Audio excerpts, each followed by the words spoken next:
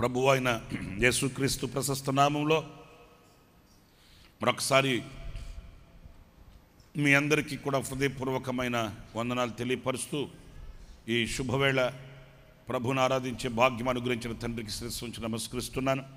మీకు ఒక మాట చెప్తాను, వినండి, జాగ్రత్తగా వినండి. లోకంలో రెండే మన ఎదుట నిలుస్తాయి, లోకంలో రెండే మన ఎదుట ప్రత్యక్షమవుతాయి. అదొకటి లోక మర్యాద, రెండు దేవుని చిత్తం. ఈ రెండే చూస్ చేసుకునేటప్పుడు దీర్ఘంగా మనం ఆలోచించవలసిన బాధ్యత మన మీద ఉంటుంది. ఈ రెండు మన ఎదుట నిలబడతాయి. ఒకటి లోక మర్యాదలు, రెండు దేవుని చిత్తం. ఈ దేవుని చిత్తం కూడా ఎలాంటిది అని అంటే పరిశుద్ధుడైన పౌలు చెప్తాడు రోమపత్రికలో 12వ అధ్యాయం 2వ వాక్యం చూడండి. రోమపత్రిక 12వ అధ్యాయం 2వ వాక్యం.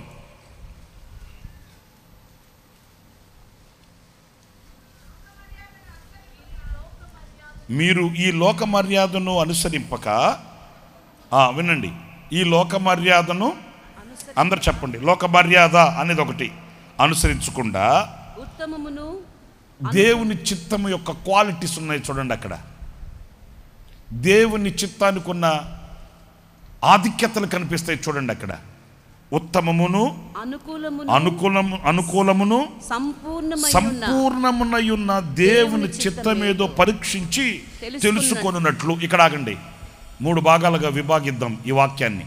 వినండి, నా వైపు చూడండి. ఒకటి లోక మర్యాద, దీని వ్యవహారం పక్కన పెట్టేద్దాం, దరిద్రం మనకెందుకు. ఆ లోక మర్యాద దాని గురించి మళ్ళీ దాంట్లో క్వాలిటీస్, దాంట్లో బెనిఫిట్స్ ఇవన్నీ తలంచుకుంటూ పోతే మీరేమంటారంటే, అన్నయ్య నీది ప్రసంగం అయి ఉండొచ్చు, మేము దాంట్లో మునిగి తేలొచ్చామన్నయ్య అని చెప్తారు. ఏమండి, ఆ లోకంలో ఏమున్నాయో ఏం తెలియకుండా ఇక్కడికి వచ్చిన మహానుభావులు ఎవరైనా ఉంటే లేచి నిలబడండి, కొబ్బరికాయ కొట్టి పూలదండేస్తాం వాళ్ళకి. నేను చెప్పింది అర్థమైందా? లోకం మాకేం తెలీదు, లోకంలో అసలు ఏముంటాయో కూడా మాకు తెలీదు, అసలు లోకం అంటే అసలు ఇప్పటి వరకు నేను లోకాన్ని చూడలేదు అనుకున్న మహానుభావులు ఇక్కడ ఎవరన్నా ఉంటే లేచి నిలబడితే వాళ్ళకి పూలదండేసి కొబ్బరికాయ కొడతాం. ఎందుకంటే కళ్ళు తెరిచిన కంప్యూటర్ కాలంలో ఏమన్నా లోకములో ఉన్నవి తెలియని వ్యక్తి ఎవరున్నారు చెప్పండి? అరే, పేరు పెట్టించడానికి నా దగ్గర తీసుకొచ్చారు ఒక బొడ్డోడిని, పేరు పెట్టించడానికి. వాడేదో ముద్దుగా ఉన్నాడని ఎత్తుకొని నేను పేరు పెట్టి కళ్ళు తెరిచి చూసేటప్పుడు నా జోబులో సెల్ ఫోన్ లేదు. మరి అది నా బాధ. నేను పేరు పెట్టి వాడికి పేరు పెట్టి ముచ్చటగా వాళ్ళ చేతికి ఇచ్చాను. ఎలా చూసుకుంటే నా జోబులో సెల్ ఫోన్ లేదు. విచిత్రమైన సంగతి చెప్పనా? అరే, నా సెల్ ఫోన్ అని చూస్తే వాడు ఈ లెఫ్ట్ హ్యాండ్తో సెల్ ఫోన్ తీసుకొని వాళ్ళమ్మ ఎత్తుకుంటే ఆ చేతులు పెట్టేసుకొని ఉన్నాడు. అమ్మ నాయన, మరి ఇట్లాంటి పరిస్థితుల్లో లోకం తెలియని వ్యక్తులు ఎవరున్నారండి? మనం అనుకోవడం వీడికేమి తెలీదు, పాప మా వాడు నోట్లో ఏలు పెట్టిన కొరకడు, ఆడు ఏలు పెడితే ఎందుకు కొరకడో, కొరకడు ఏలు ఎందుకు కొరుకుతాడు చెప్పు? మనం అనుకోవడమే, మనం మురిసిపోవడమే. చాలా జాగ్రత్తగా ఉండాలి. మనం తక్కువ అంచనా వేయకూడదు. వింటున్నారా? తల్లిదండ్రులైన వాళ్ళకి నేను చెప్పేది ఏంటంటే, మనం తక్కువ అంచనా వేయకూడదు. ఎందుకంటే మనం గాలివాన చదివాం. మా వింటున్నారా? మనకు నెట్లు గిట్లు ఇంకా ఎస్ఎంఎస్లు ఇంకా చాటింగ్ చెప్పరే, నేను నోళ్ళు తెచ్చి మాట్లాడరేంటి? చాటింగ్లు ఇది తెలియదు మనకు, చాక్లెట్లు తెలుసు. ఇప్పుడు పుట్టిండే పిల్లలు, ఇప్పుడుండే తరం, ఇప్పుడు జరిగే పరిస్థితులు మనం చెప్తే నేర్చుకునే పరిస్థితుల్లో లేరు. వింటున్నారా? ఓ సెల్ ఫోన్ ఆపరేట్ చేయడానికి మనకు తెలియకపోవచ్చు, ఇంట్లో ఉండే బుడ్డోడి చేతికి మొత్తం వాడు నేర్పిస్తాడు మనకు. పరిస్థితులు గతంలో లాగా కాదు. లేకపోతే అమాయకంగా మనం అంచనా వేసుకోవడానికి కాదు. లోకం బహుభయంకరంగా ఉంది, పరిస్థితులు బహుభయంకరంగా ఉంటున్నాయి. ఈరోజు నిండు నూరేళ్ళు యవన జీవితం పాడైపోవడానికి సదుపాయాలు వెతుక్కోవలసిన అవసరంలే. పాడైపోవడానికి సదుపాయాలు వెతుక్కోవలసిన అవసరంలే, మనల్ని ఆవరించి ఉన్నాయి. మనం ఆవరించి ఉన్నాయి, నీకు అందుబాటులో ఉంటున్నాయి. చెయ్యి చాపితే చాలు, కన్ను తెరిస్తే చాలు. నీకు ఏ సదుపాయం కావాలనో అన్ని సాతానుగాడు కూడగట్టి మూటగట్టి తీసుకొని వచ్చి నీ పక్కన పెట్టాడు. నేను ఎప్పుడో చిన్నప్పుడు గతంలో వినేవాడిని, మా వాడు వాడితో చేరాడయ్యా, మా వాడు ఎప్పుడైతే వాడితో చేరాడో నాశనం అయిపోయాడయ్యా అని ఎప్పుడో విన్నా నేను. ఇప్పుడు ఈడు ఆడుతూ చేరాల్సిన అవసరంలే. ఒకప్పుడు పాతకాలం మాట అది, మా వాడు ఆడుతూ చేరాడు అందుకు పాడైపోయాడని. అవసరంలే. ఈ రోజున ఎవరితో చేరితే పాడైపోవాల్సిన అవసరంలే. వీడు పాడవడానికి వీడికి కావలసిన సదుపాయాలన్నీ సౌకర్యాలన్నీ చేతిలో ఉన్నాయి, ఇంట్లో ఉన్నాయి. ఇంట్లో ఉన్నాయండి. మీరున్నప్పుడు సువార్త ఛానలే పెట్టేది. మీకు అర్థమైందా? మీరున్నప్పుడు ఆరాధన ఛానలే పెట్టేది. పాపం సువార్త ఛానల్లో వాక్యం వింటున్నాడు అని, పెద్దోడా నేను వెళ్తున్నాను కానీ వాక్యం విని పడుకోను, అదిగో అక్కడ అన్నం పెట్టాను భోజనం చేసి పడుకొని అయినా నువ్వు గేటు దాటగానే ఛానల్ మారిపోద్ది అక్కడ. నేను అనేది ఏంటంటే, ఈ రోజున్న సదుపాయాలు ఎక్కడికో మనం వెళ్ళి కొనుక్కోచుకోవాల్సిన అవసరంలే. ఎప్పుడో పాతకాలం సినిమాకి వెళ్ళాలంటే హాల్కి వెళ్ళాలని, ఇప్పుడు సినిమాకి వెళ్ళాలంటే హాల్కి వెళ్ళాల్సిన అవసరంలే. అరచేతిలో ఉంది. ఎవడు అరచేతిలో? ఎవడికి ఉన్న అరచేతిలో వాడికి ఉంది. సెల్ ఫోన్ లేనోడు ఎవడన్నా ఉంటే చెప్పడం నాతో. భవతి భిక్షాందేహి అని వెళ్ళాడంటాడు. ఆమెనిందంటే ఇంకా వండలేదంటే పోయిరారా అంటే వాడు అన్నాడంట, వండిన తర్వాత మిస్డ్ ఖాళీ అమ్మ అన్నాడంట. మరి ఇంక దేనికి చెప్పు, జీవితం అట్ట అయిపోయింది. ఎవడి దగ్గర లేదండి, మన దగ్గరే. కాళ్ళకు చెప్పులు లేకపోయినా పర్లా, చేతిలో సెల్ ఫోన్ ఉండాలి. తలకు నూనె లేకపోయినా పర్లా, చేతిలో సెల్ ఫోన్ ఉండాలి. శరీరంలో ఒక భాగం అయిపోయింది, శరీరంలో ఒక పార్ట్ అయిపోయింది, జీవితంలో ఒక భాగం అయిపోయింది. భార్య లేకపోయినా పర్లా, సెల్ ఫోన్ అంటే చాలు.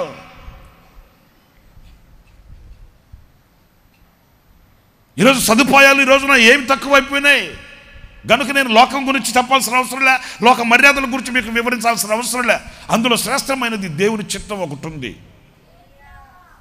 ఓకే, ఆ సహోదరి చెప్పింది కదా, మరి దేవుని సంకల్పం, దేవుని చిత్తం. నీ ఆశలు వేరు, నీ కాంక్షలు వేరు, నీ అభ్యష్టం వేరు, నీ అభిలాష వేరు, నీ ఉద్రేకం వేరు, నీ ఉద్దేశం వేరు. కానీ దేవుని చిత్తం ఏమో ఉన్నదో ఈ వాక్యంలో వ్రాయబడి ఉంది, పరీక్షించి తెలుసుకొనున్నట్లు. ఓకే, నాకు సమాధానం చెప్పండి. ఎలా తెలుసుకోవాలంట? మీకు ఒక మాట చెప్పను. ఎందుకు పరీక్షించి తెలుసుకోవాలంటే, జగత్తుకు పునాది వేయబడక మునిపే, తల్లి గర్భంలో పిండోత్పత్తి కాక మునిపే నా ఎడల దేవుని చిత్తం రాయబడిపోయిందంతే. నేను నడిపించబడేటప్పుడు, నేను తినేటప్పుడు, నేను ఉన్నప్పుడు కాదు. జగత్తుకు ఉత్పత్తి కాక మునిపే, తల్లి గర్భంలో నేను రూపింపబడక మునిపే నా ఎడల దేవుని చిత్తం ఏదో అది స్థాపించబడిపోయింది, నిర్ణయించబడిపోయింది. ఇప్పుడు నేను పరీక్షించి దాన్ని తెలుసుకోవాలి. నాయనా, నా చిత్తం, నీ చిత్తం ఏంటి నా ఎడల? వింటున్నారండి? ఇంటికి జనం వచ్చిన తర్వాత పొయ్యి మీద ఎసురు పెట్టాడు ఆయన. మీరు వచ్చిన తర్వాత భోజనం సిద్ధపరచడు. మీరు రాక మునిపే, మీరు పుట్టక మునిపే మీ ఎడల ఆయనకున్న సంకల్పం ఏంటో ఆయన నిర్ణయించి పెట్టాడు. ఇప్పుడు మనం ఏం చేయాలి? దానిని పరిశీలించి, పరీక్షించి, ప్రార్థించి ఆ దేవుని చిత్తాన్ని తెలుసుకొనున్నట్లు. Valuable Wade. అక్కడ ఇంకొక మాట చెప్తాను, జాగ్రత్తగా వినాలి మీరు. చాలా మంచి మాట. అదేంటంటే, ఆ చిత్తాన్ని మీరు తెలుసుకొని పరీక్షించి తెలుసుకొనున్నట్లు. ఎలా తెలుస్తుంది ఆ చిత్తం? 1000 ఇస్తే తెలిసిపోద్దా? లేకపోతే మందిరంలో ఒక ఫ్యాన్ కొనిపెడితే తెలిసిపోద్దా? లేకపోతే కిస్మిస్కి స్టార్ లేపితే తెలిసిపోద్దా? లేకపోతే ఈస్టర్కి వెళ్ళి 7 గ్లాసులు పానకం తాగితే తెలిసిపోద్దా? ఈ రోజున పడతాయి. మరి ఎలా తెలుస్తుంది ఆ చిత్తం? ఎలా పరీక్షించి తెలుసుకోవాలి అనుకుంటే తెలుస్తుంది ఆ చిత్తం అని అంటే చాలా క్లారిటీ. అక్కడే దైవజనుడు చాలా విశదీకరంగా విఫలంగా రాసేసాడు. ఎలా తెలుస్తుంది అని అంటే, మీరు మారాలి. ఆమేన్, హల్లెలూయా. మీ మనస్సు మారాలి, మీ వ్యక్తిత్వం మారాలి, మీలో ఆ చేంజ్, మీలో ఆ మార్పు కలగాలి. మీ మనసు మారి నూతనపరచబడటం వలన మీరు రూపాంతరం చెందుతారు. మార్పు లేకుండా దైవ చిత్తాన్ని మీరు తెలుసుకోలేరు. మీరు మారకుండా, మీ మనసు మారకుండా, మీ హృదయం మారకుండా, మీ జీవితం మారకుండా, మీ నడవడి మారకుండా దైవ చిత్తానికి మీరు విధేయులు కావాలి అని అనుకుంటే అది జరగదు. మీరు మారాలి, ఆ మార్పు మీలో కనబడాలి. నా పాటుగా నేను బ్రతుకుతాను, నా చిత్తాన్ని నేను నెరవేర్చుకుంటాను, నా ఆశలు నేను నెరవేర్చుకుంటాను, నా ఉద్దేశాలు నేను నెరవేర్చుకుంటాను. నేను ఎంటెక్ అంటే ఎంటెక్, బీటెక్ అంటే బీటెక్, హైటెక్ అంటే హైటెక్, తైతెక్ అంటే తైతెక్కే. ఇక నా రూట్ మారదు అంటే నువ్వు అక్కడే ఉంటావు. దేవుని చిత్తాన్ని నువ్వు తెలుసుకోవాలంటే నీ చిత్తాన్ని చంపి, నీ చిత్తాన్ని పాతిపెట్టి, నీ ఆలోచనలు ప్రక్కన పెట్టి నీలో ఒక మార్పును నువ్వు గుర్తించగలగాలి. ఆ మార్పు నీలో జనించాలి. ఏమని? ప్రభువా, నా ఆశ నా కాంక్ష కాదు, నీ వైపు చూస్తున్నాను, నా ఎడల నీ చిత్తం ఏంటో నాకు తెలియపరచు అని ఆ చేంజ్, ఆ మార్పు. యవనస్తులారా వింటున్నారా? ఆ మార్పు నీలో రావాలి. ఆ మార్పు నీలో జనించకపోతే నువ్వు కోరుకుని నాశనానికి, నువ్వు కోరుకుని అనర్థాలకి, నువ్వు కోరుకుని అపజయాలకి, నువ్వు గమ్యానికి అక్కడికి చేరుతావే కానీ దేవుని చిత్తానికి నువ్వు చేరుకోలేవు. దేవుని చిత్తానికి నీవు యోగ్యుడవు కాలేవు. మన మనసు అంతటిది చిన్నది. మన ఆశతో, మన మనసుతో మనం ఆశిస్తాం. నేను ఎలా ఉండాలి, నేను కూడా ఆశించా. నేను తక్కువైనను కాదులే, నేను కూడా తక్కువైనను కాదు. గుంటకు గొక్క నీళ్ళు తాగించా మా ఇంట్లో వాళ్ళని. అమ్మా నాయనో, నా చరిత్ర గారికి అన్నారంటే మీరు నా బంగారు కొండ కదయ్యా అంటారు మీరు. నేను ఈ గుంటలో నీళ్ళు తాగినోడ్నే, నేను కూడా ఈ గుంటలో నీళ్ళు తాగినోడ్నే, నేను కూడా మీ తానులో బిట్టే, నేను కూడా మీరు చదివిన బడే చదివా నేను కూడా. నిజమే మరండి. నేను 10వ తరగతి పాస్ అయిన తర్వాత మా అమ్మ మా నాన్న నన్ను కోసపెట్టి బుద్ధి మాటలు చెప్పారు. నాయన నువ్వు చదివించాలి, సేవకి వెళ్ళండి. సేవ ఎక్కడ ఉంటుంది అదే? నేను అప్పటిదాకా మా పాస్ గారితో కూడా నాకు ఒక తెలిసినప్పటి నుంచి ఇంచుమించు నేను 92-93 సంవత్సరాల నుంచి నేను స్టేజ్ వేదికల మీద తబలా ప్లే చేస్తున్నానండి. నాకు ఒక చిన్న పిల్లగాడిని 92-93 సంవత్సరాల నుంచి నేను మా పాస్టర్ గారితో తిరుగుతూ, వేదిక మీద తబలా ప్లే చేస్తూ, సేవకులతో తిరుగుతూ అన్నీ నేర్చుకొని అన్నీ చూసి 10వ తరగతి పాస్ అయ్యేసరికి కొమ్ములు వచ్చేసాయి మనకు. ఎందుకంటే 10వ తరగతి దాకా అన్నిటికీ ఒక టెక్స్ట్ బుక్, ఒక నోట్ బుక్, ఒక టెక్స్ట్ బుక్, ఒక నోట్ బుక్, పుస్తకాల కట్ట మోసి, ఇప్పుడు 10th క్లాస్ పాస్ అయిన తర్వాత సింగిల్ నోట్స్ కదా. ఎక్కడికి? సింగిల్ నోట్స్ కదండి. ఇంకా అప్పుడప్పుడు వేదిక అదేంటి కాలేజీ మెట్ల దగ్గరికి వెళ్ళిన తర్వాత అలా అనాలి కదా. ఆశలు పెట్టుకొని కలలు కన్నాం సామె సింగిల్ నోట్స్ కొరకు. ఇప్పుడు మరి 10వ తరగతి పాస్ అయిన తర్వాత వీళ్ళేమో కూర్చోబెట్టి నన్ను బుద్ధి మాటలు చెబుతున్నారు. నువ్వు సేవ చేయాలి, నువ్వు గొప్పవాడువు కావాలి, అది కావాలి, ఇది కావాలంటే ఏంటి? గుండె పగిలింది మా అమ్మ మా నాన్నకి. నేను చేయను సేవ, నేను చదువుకోవాలి, సేవకులకి సహాయంగా ఉంటాను. ఏమో ఈ సహాయం లేకపోతే ఆయన సేవ చేయలేడు అన్నట్టు. సేవకులకి సహాయంగా ఉంటాను కానీ నేను సేవ చేయలేను, నేను చదువుకోవాలి, అది ఇది బడాయి మాటలు. మా అమ్మ మా నాన్న నేడుపు కెత్తుకుని చెప్పాను, దేవుడికి నేను కావాలని చూస్తున్నాను, విలోమను. ఇంత భక్తుడు ప్రపంచంలో దొరకడని బడాయి మాటలని, దరిద్రపు మాటలు, పాశి మొహం మాటలు. నా మొహంలే, మీ మొహం కాదు. ఇలాగేనండి, నన్ను పిలవమను. దేవుని వాక్యం ఏముంది? ఆయన చిత్తాన్ని నువ్వు తెలుసుకోవాలంటే నువ్వు మారాలరా. నీ మనసు మారాలరా. లోకం మీద ఉన్న నీ మనసు, పాపం మీద ఉన్న నీ మనసు, మనుషుల మీద ఉన్న నీ మనసు, లోకపు ఆశల మీద ఉన్న నీ మనసు మారి నువ్వు రూపాంతరం చెందాలి, నూతనం కావాలి. నూతనమైతే, రూపాంతరం చెందితే, మనసు మారితే అప్పుడు ఆ దైవ సంకల్పం ఏంటో నీకు తెలుస్తుంది. ఆ దైవ సంకల్పం ఉత్తమమును అనుకూలమైంది నీకు. అందులో నువ్వు వేసే ప్రతి అడుగు ఆనందంగా ఉంటుంది. అందులో నువ్వు నిలిచిన ప్రతి స్థలం ఫలభరితంగా ఉంటుంది. అక్కడ నువ్వు వేసే ప్రతి అడుగు నేతిలో పడుతుంది కానీ గోతులో పడదు. ఎందుకు ఈ రోజున గుంట కుక్క నీడు తాగడం, వేసిన ప్రతి అడుగు గోతులు పడితే అల్లాడిపోతూ తల్లడిల్లిపోతూ ఇరుకుల్లో, ఇబ్బందుల, కష్టాల్లో, నష్టాల్లో, వ్యాధుల్లో ఈ రోజున ఆరిపోయిన దీపంలాగా ఉండడానికి గల కారణం దైవ చిత్తాన్ని విస్మరించిన ఏ పుష్పం కూడా వికసించదు, ప్రకాశించదు, పరిమళించదనే విషయాన్ని మీరు గుండెల్లో దాచుకోవాలి.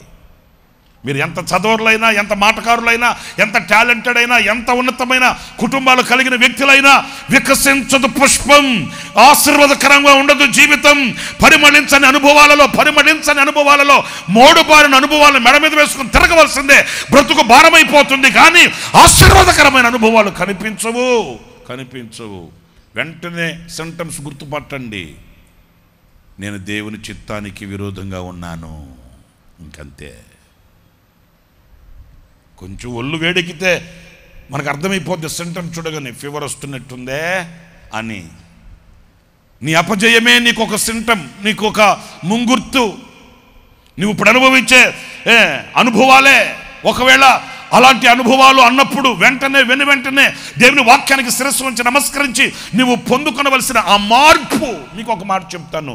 యాకోబు కుమారుల్లో ఒకడు బెన్యామీను. ఏం పేరు? అందరు చెప్పండి. ఏమో వెనకున్న వాళ్ళు మాట్లాడలేరా? బెన్యామీను. అతని తల్లి అతనికి ఏం పేరు పెట్టిందో తెలుసండి? ఆమె ప్రసవ దినాలలో ఏం పేరైంది? రాహేలు. అందగత్తె. ఏంటి ఆ మాట్లాడు చూస్తారేంటి నన్ను? చక్కనిదంట, అందగత్తె. ఎన్ని సంవత్సరాలు కొలువు చేశాడు? అరే బాబు, మాట్లాడరా? ఎన్ని సంవత్సరాలు? 14 సంవత్సరాలు ప్రేమించాడంట ఈయన. ఎవరాయన? పడ్డాడు. ఎక్కడా? గోతులో. ఎన్ని సంవత్సరాలకి లేచాడు అక్కడి నుంచి? అంతే. పడితే అట్లాగే ఉంటుంది అన్నయ్య, నా మాటని తమ్ముడారు. 14 సంవత్సరాలు పడ్డ గోతులు వచ్చి లేకలా. సరేలే, ఎట్టకెళ్ళక సాధించాడు. ఆమె కుమారునికి జన్మనిస్తూ ఆమె చూడండి ఎంత దారుణమైన పరిస్థితితో. మీరు జాగ్రత్తగా వినండి. కుమారునికి జన్మనిస్తూ ఆమె ప్రాణాన్ని విడవవలసి వచ్చింది. ఆ జన్మించిన బిడ్డకి ఏం పేరు పెట్టింది? నేను అనకూడదు, కానీ కొంతమంది పుట్టుదల నుంచి తల్లికి తండ్రికి వేదనగానే ఉంటారండి. సారీ, ఏమనుకోవద్దు. యవనస్తులారా, నా చేతులు దండం పెట్టి మీ అన్నయ్యగా చెప్తున్నాను ఈ మాట. కొంతమందికి జన్మనిచ్చిన తల్లిదండ్రులకి జన్మనిచ్చిన ఆనాటి నుంచి ఈనాటి వరకు వేదనేనండి. ఆడి మాట వేదనే, వాడి క్రియలో వేదనే, వాడి పనులు వేదనే, ఆడు చేసే అన్ని తల్లిదండ్రులకు వేదనే. కానీ వీడు పుట్టినందు వలన నేను సంతోషంగా ఉన్నాను నాయన. ఒక బిడ్డ పుట్టినందు వలన నా కష్టం తొలగింది నాయన. ఈ బిడ్డ పుట్టినందు వలన నా చాకిరి తప్పింది స్వామి. ఈ బిడ్డ పుట్టిన తర్వాత నా ఇంటికి వెలుగొచ్చింది నాయన అనే సాక్ష్యం వినబడే కుటుంబాలు ఈరోజు ఎక్కడున్నాయి? మీ మనసును గిచ్చుతున్నాను ఈ రోజున. మీ మనసుకి కాస్త నొప్పి కలిగిస్తున్నాను, బాధ కలిగిస్తున్నాను. యవనులారా మీరు మారితే, యవనులారా మీరు గనక రూపాంతరము చెందితే, యవనులారా మీరు నూతనపరచబడితే, దేవుని సంకల్పం మీ ఎడల ప్రత్యక్షమైతే మీ ఫ్యూచర్ బ్రైట్గా ఉంటుంది. మీ నడవడి ఆశీర్వాదకరంగా ఉంటుంది. మీ బ్రతుకు పూలబాటగా ఉంటుంది. మీ బ్రతుకుల దైవ చిత్తం ఉట్టిపడుతుంది. అంతే. మీరు మారాలి. ఏమ్మా ఆడికి ఆ పేరు పెట్టామంటే ఆ తల్లి ఏమంటది? నాయన వీడు పుట్టినప్పుడు ప్రారంభమైంది వేదన. వీడు పుట్టినప్పటి నుంచి నాకు వేదనే. నిజమే. ఈరోజు ఎన్ని కుటుంబాలలో, ఎందరి తల్లిదండ్రుల గుండెల్లో కుంపటి మగ్గుతుంది. మీరు ఆలోచించండి. కుంపటి మగ్గుతుంది. దుఃఖం. నేను ఒక మాట తల్లిదండ్రులుగా, ఒక మాట యవనస్తులైన వాళ్ళకు చెప్తున్నాను. తమ్ముళ్ళారా వినండి, చెల్లెళ్ళారా వినండి. నువ్వు పుట్టి ఒకరికి ఆనందాన్ని కలిగిస్తున్నావా? నువ్వు జన్మించి నీ తల్లిదండ్రులకు సంతోషాన్ని పంచుతున్నావా? నీ జననము వలన, నీ పుట్టుక వలన, నీ వలన నీ తల్లిదండ్రులు ఈ రోజున నిమ్మలంగా, నెమ్మదిగా, విశ్రాంతిగా, ప్రశాంతంగా బ్రతకగలుగుతున్నారా? లేక గుండె గుప్పెట్లో పెట్టుకుని గడగడలాడుతున్నారా? నాకు తెలిసి మెజారిటీ, మైనారిటీ కాదు మెజారిటీ తల్లిదండ్రుల గుండెల్లో వేదన. అరే కిటికీ దగ్గర నిలబడి అటువైపు తిరిగి దువ్విందే దువ్వుతుందంట. మరి అంతసేపు దువ్వాలన్నా ఆ పీసెంటుకులు?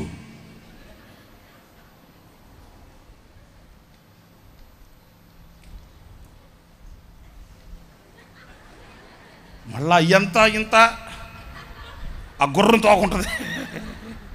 సోకు ఎక్కువైపోయింది రోజున. మంచిగా ఉన్న ఇంటికలన్నింటిని ఏం చేయాలి?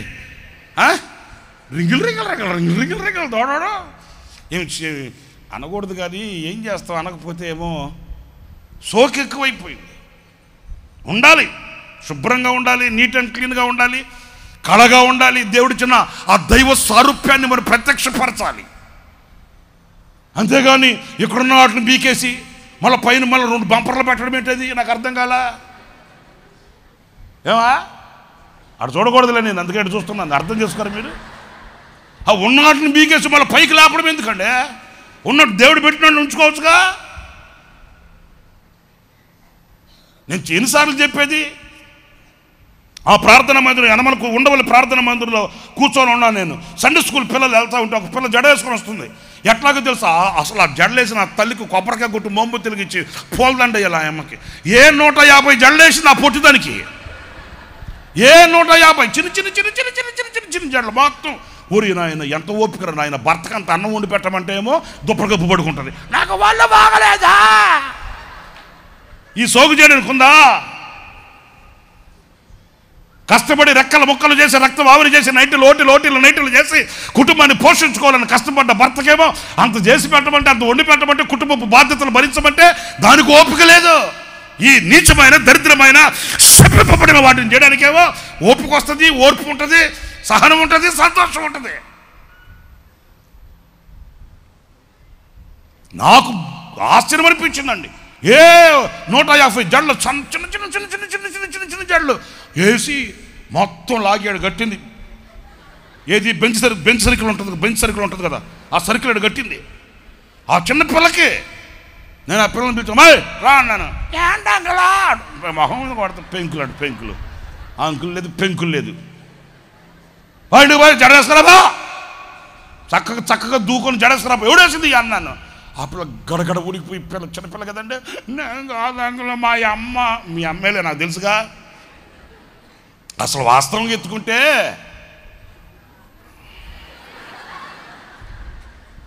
ఆ పిల్లకి లేదు ఆ ఆశ. ఎవరికి ఉంది? వాళ్ళ అమ్మకు ఉంది. వాళ్ళ అమ్మ అలా వేసుకుని తిరిగితే అంటారని ఈ పిల్లకేసింది. ఆ పిల్లకేసి చూసుకుంటుంది. ఏంటండి దరిద్రపు అలవాట్లు కాకపోతే అక్కడ నిలబడి ఇప్పుడు ఆ పీసెడ్కి ఎంతసేపు దిగుతుంది ఏంటి? అంత అవసరమా? ఇటుకడు చేసి అట్టగడు చేసి ఈ తీసేసి అవి తీసేసి ఇక్కడి నుంచి ఇటు సగం తీసి మళ్ళీ ఇక్కడి సగం ఇట్లా వెనకలాగి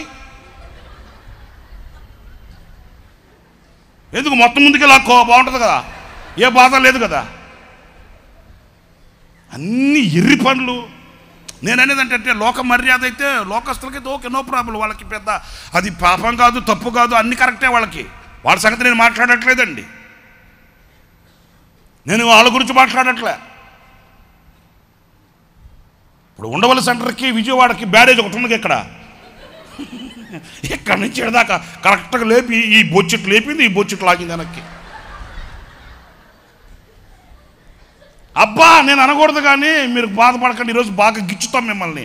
ముఖం చూస్తే ఎట్టుందంటే సేమ్ అట్లాగే ఉంది. ఎట్లా అని మీరు అడగకూడదు, నేను చెప్పకూడదు, చెప్పను. సెన్సార్ ఎంత చేసినా ముందుకే ఉంది, కానీ వెనక పోద్దా? దేనికి? నేను అనలేదాడు బాబాయ్, నేను దండ పెడతాను, ఆడ సగం చెబుతుందా. ఇప్పుడు అక్కడ కిటికీ దగ్గర నిలబడి ఎంతసేపు దిగుతుందండి? నాకు అర్థం కాదు. తల్లి కడుపున పెట్టుకుని 9 మాసాలు మోసి కని పెంచిన తల్లి గుండె ఎట్లుంటుందండి? ఎవరులారా, ఎవరొస్తున్నారా, నా తమ్ముళ్ళారా, చెల్లులారా, ఆలోచించండి. గంపడు ఆశలు గుండెల్లో పెట్టుకొని కని తినక కట్టక ఉండక కడుపు కట్టుకొని కడుపు నింపి కన్నీళ్ళ గుండెల్లో దాచుకొని నీకు కన్నీళ్లు పెట్టనివ్వకుండా నేను పోషించి పెద్ద చేసి ఒక స్థితిలో చూడాలనుకున్న తల్లిదండ్రుల గుండెల్లో ఎన్ని ఆశలు ఉంటాయండి. చూస్తూ ఎలా ఊరుకోగలుగుతుంది ఆ తల్లి? చూసింది చూసింది చూసింది చూసింది ఇక భరించలేక ఆ పిల్ల దగ్గరికి ఆ కిటికీ దగ్గర నిలబడి అటువైపు తిరిగి ఎంతసేపు దూత పనికి మళ్ళిందన్న చాలా రావడంలరా అనిందంట. అంటే ఆ పిల్ల అంటదంట, నన్ను అడిగే హక్కు నీకు ఎక్కడదే, నీ బతుకు నువ్వు చూసుకోమనిందంటండి.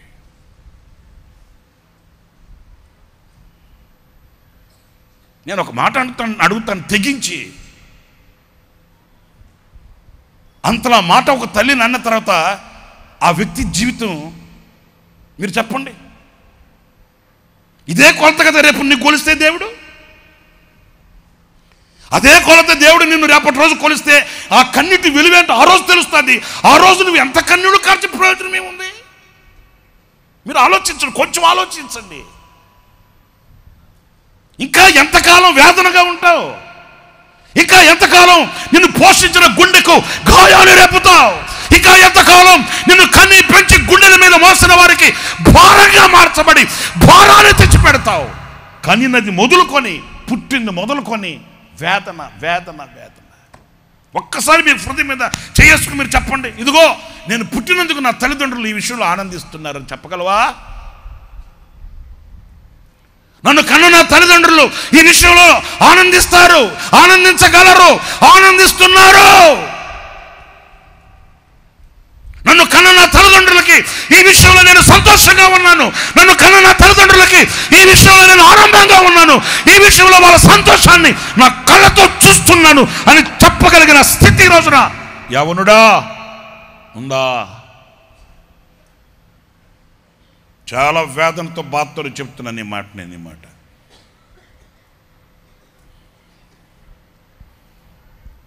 అమాయకంగా అమ్మఒడిలో ఉన్నప్పుడు నీ ముఖాన్ని చూసి కళ్ళ కన్న అమ్మ తల్లి గుండెల్లో ఇంకా ఎంతకాలం పొగసెగలు భుజముల మీదకి ఎత్తుకొని ఆకాశానికి అందిస్తూ నా బిడ్డ నేను ఎప్పుడు తలెత్తుకొని చూసేటట్లు ఉండాలని గుండెల్లో ఆశలు పెంచుకుని తండ్రి గుండెల్లో ఎంతకాలం గుణపూలాగా మార్చబడతావు? నవమాసాలు మోసి కన్న తల్లి గుండెల్లో ఎంత గాయం కాకపోతే వేదన వేదన వేదన వేదన. యోహాను గురించి మనం లేఖనాల్లో ఒక మాట చదువుతామండి. అతన్ని కన్నందుకు అతని తల్లిదండ్రులు సంతోషించారంట. చప్పట్లు కొట్టకపోయారా? గట్టిగా కొట్టండి. హల్లెలూయా. అతన్ని కన్నందుకు తల్లిదండ్రులు సంతోషించారంట. అతను పుట్టినందుకు అనేకులు ఆనందించారంట. లూకాసు సువార్త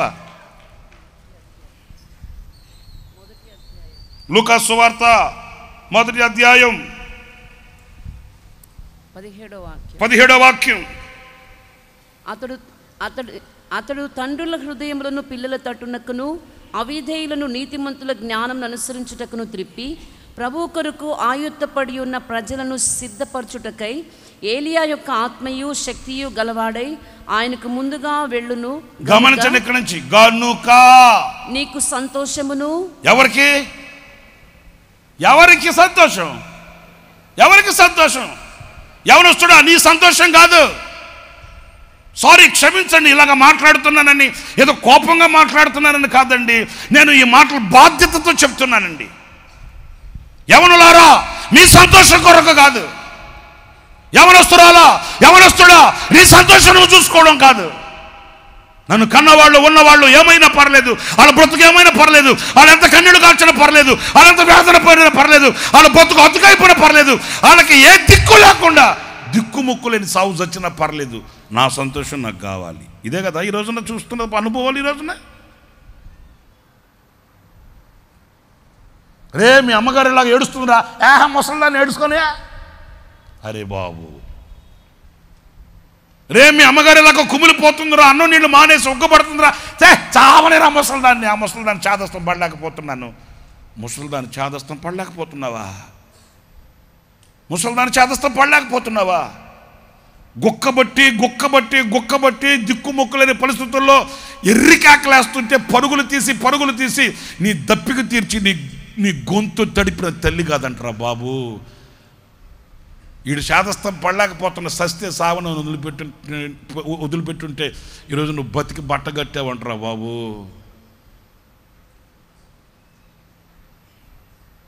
నీ సంతోషం నీకు ఎక్కువైపోయిందా? నీ కాళ్ళు పట్టుకొని నాయన తాగబాకరా, నాయన తిరగబాకరా, నాయన ఉండబాకరా, నాయన ఇదిగో నీ భవిష్యత్తు నా కళ్ళతో చూడాలరా అని కన్నీళ్లు కార్చే ఆ కన్నీటి విలువ నీ కాళ్ళ దగ్గరకు వచ్చాయా?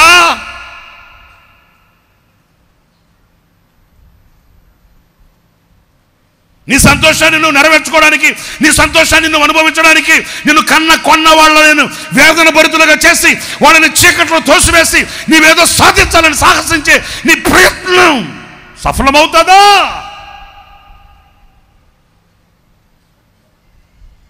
ఇదే విజయవాడలో ఒక తల్లి ఒక సహోదరి నా దగ్గర తీసుకొని వచ్చింది. నాయనా దీనికి బుద్ధి చెప్పయ్యా అని. ఏమ్మా అన్నాను. అయ్యా ఒక విగ్రహారాధికుడైన ఒక అబ్బాయిని ప్రేమించిందంట అయ్యా. ఇదే విజయవాడలో నేను వాక్యంలో చాలాసార్లు కూడా జ్ఞాపకం చేశాను మీతో. ఒక విగ్రహారాధికుడైన అబ్బాయిని ప్రేమించిందంటయ్యా. ఒక్కగోనొక్క కూతురయ్యా. నాయన నువ్వు చెప్పినైనా అట్లా అంటే నేను కూడా ఒక సేవకునికి 4 మాటలు చెప్పా. ఆ పిల్ల అంటది నాతో, మీరు నన్ను ఇట్లాగా గనక టార్చర్ పెడితే, మేము టార్చర్ పెట్టాము, నువ్వు టార్చర్ పెట్టావా? ఆ పిల్ల నాతో అంటది, మీరు కనుక ఇలాగ టార్చర్ పెడితే నన్ను కృష్ణా నదిలో పడి దూకు సస్తా. నువ్వు చావడానికి కృష్ణా నది పుట్టింది, నీ కొరకు ఆ బ్యారేజ్ కట్టింది. నన్ను ఇసిగించారంటే, టార్చర్ పెట్టారంటే కృష్ణా నదిలో దూకి చేస్తా. అమ్మ నువ్వు సావద్దు తల్లే, దండం పెడతా పో. ఎప్పుడు సంగతి ఇది?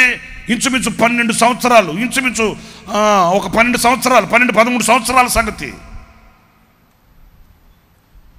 ఒకవేళ లైవ్లో ఆ పాప వింటుందేమో. 4 నెలల క్రితం ఇదే యనమల కుదురు ప్రార్థన మందిరానికి 2 బిడ్డలను చేతపట్టుకుని వచ్చింది. చూసా ఆ పాపని. అప్పుడు సన్నగా అట్లా ఉండేదిలే, ఇప్పుడు కొంచెం మా ఏ పాప ఏమో బాగున్నావా అన్నాను. మీరు నమ్మండి, బోర్ నెడుపుకెత్తుకుంది.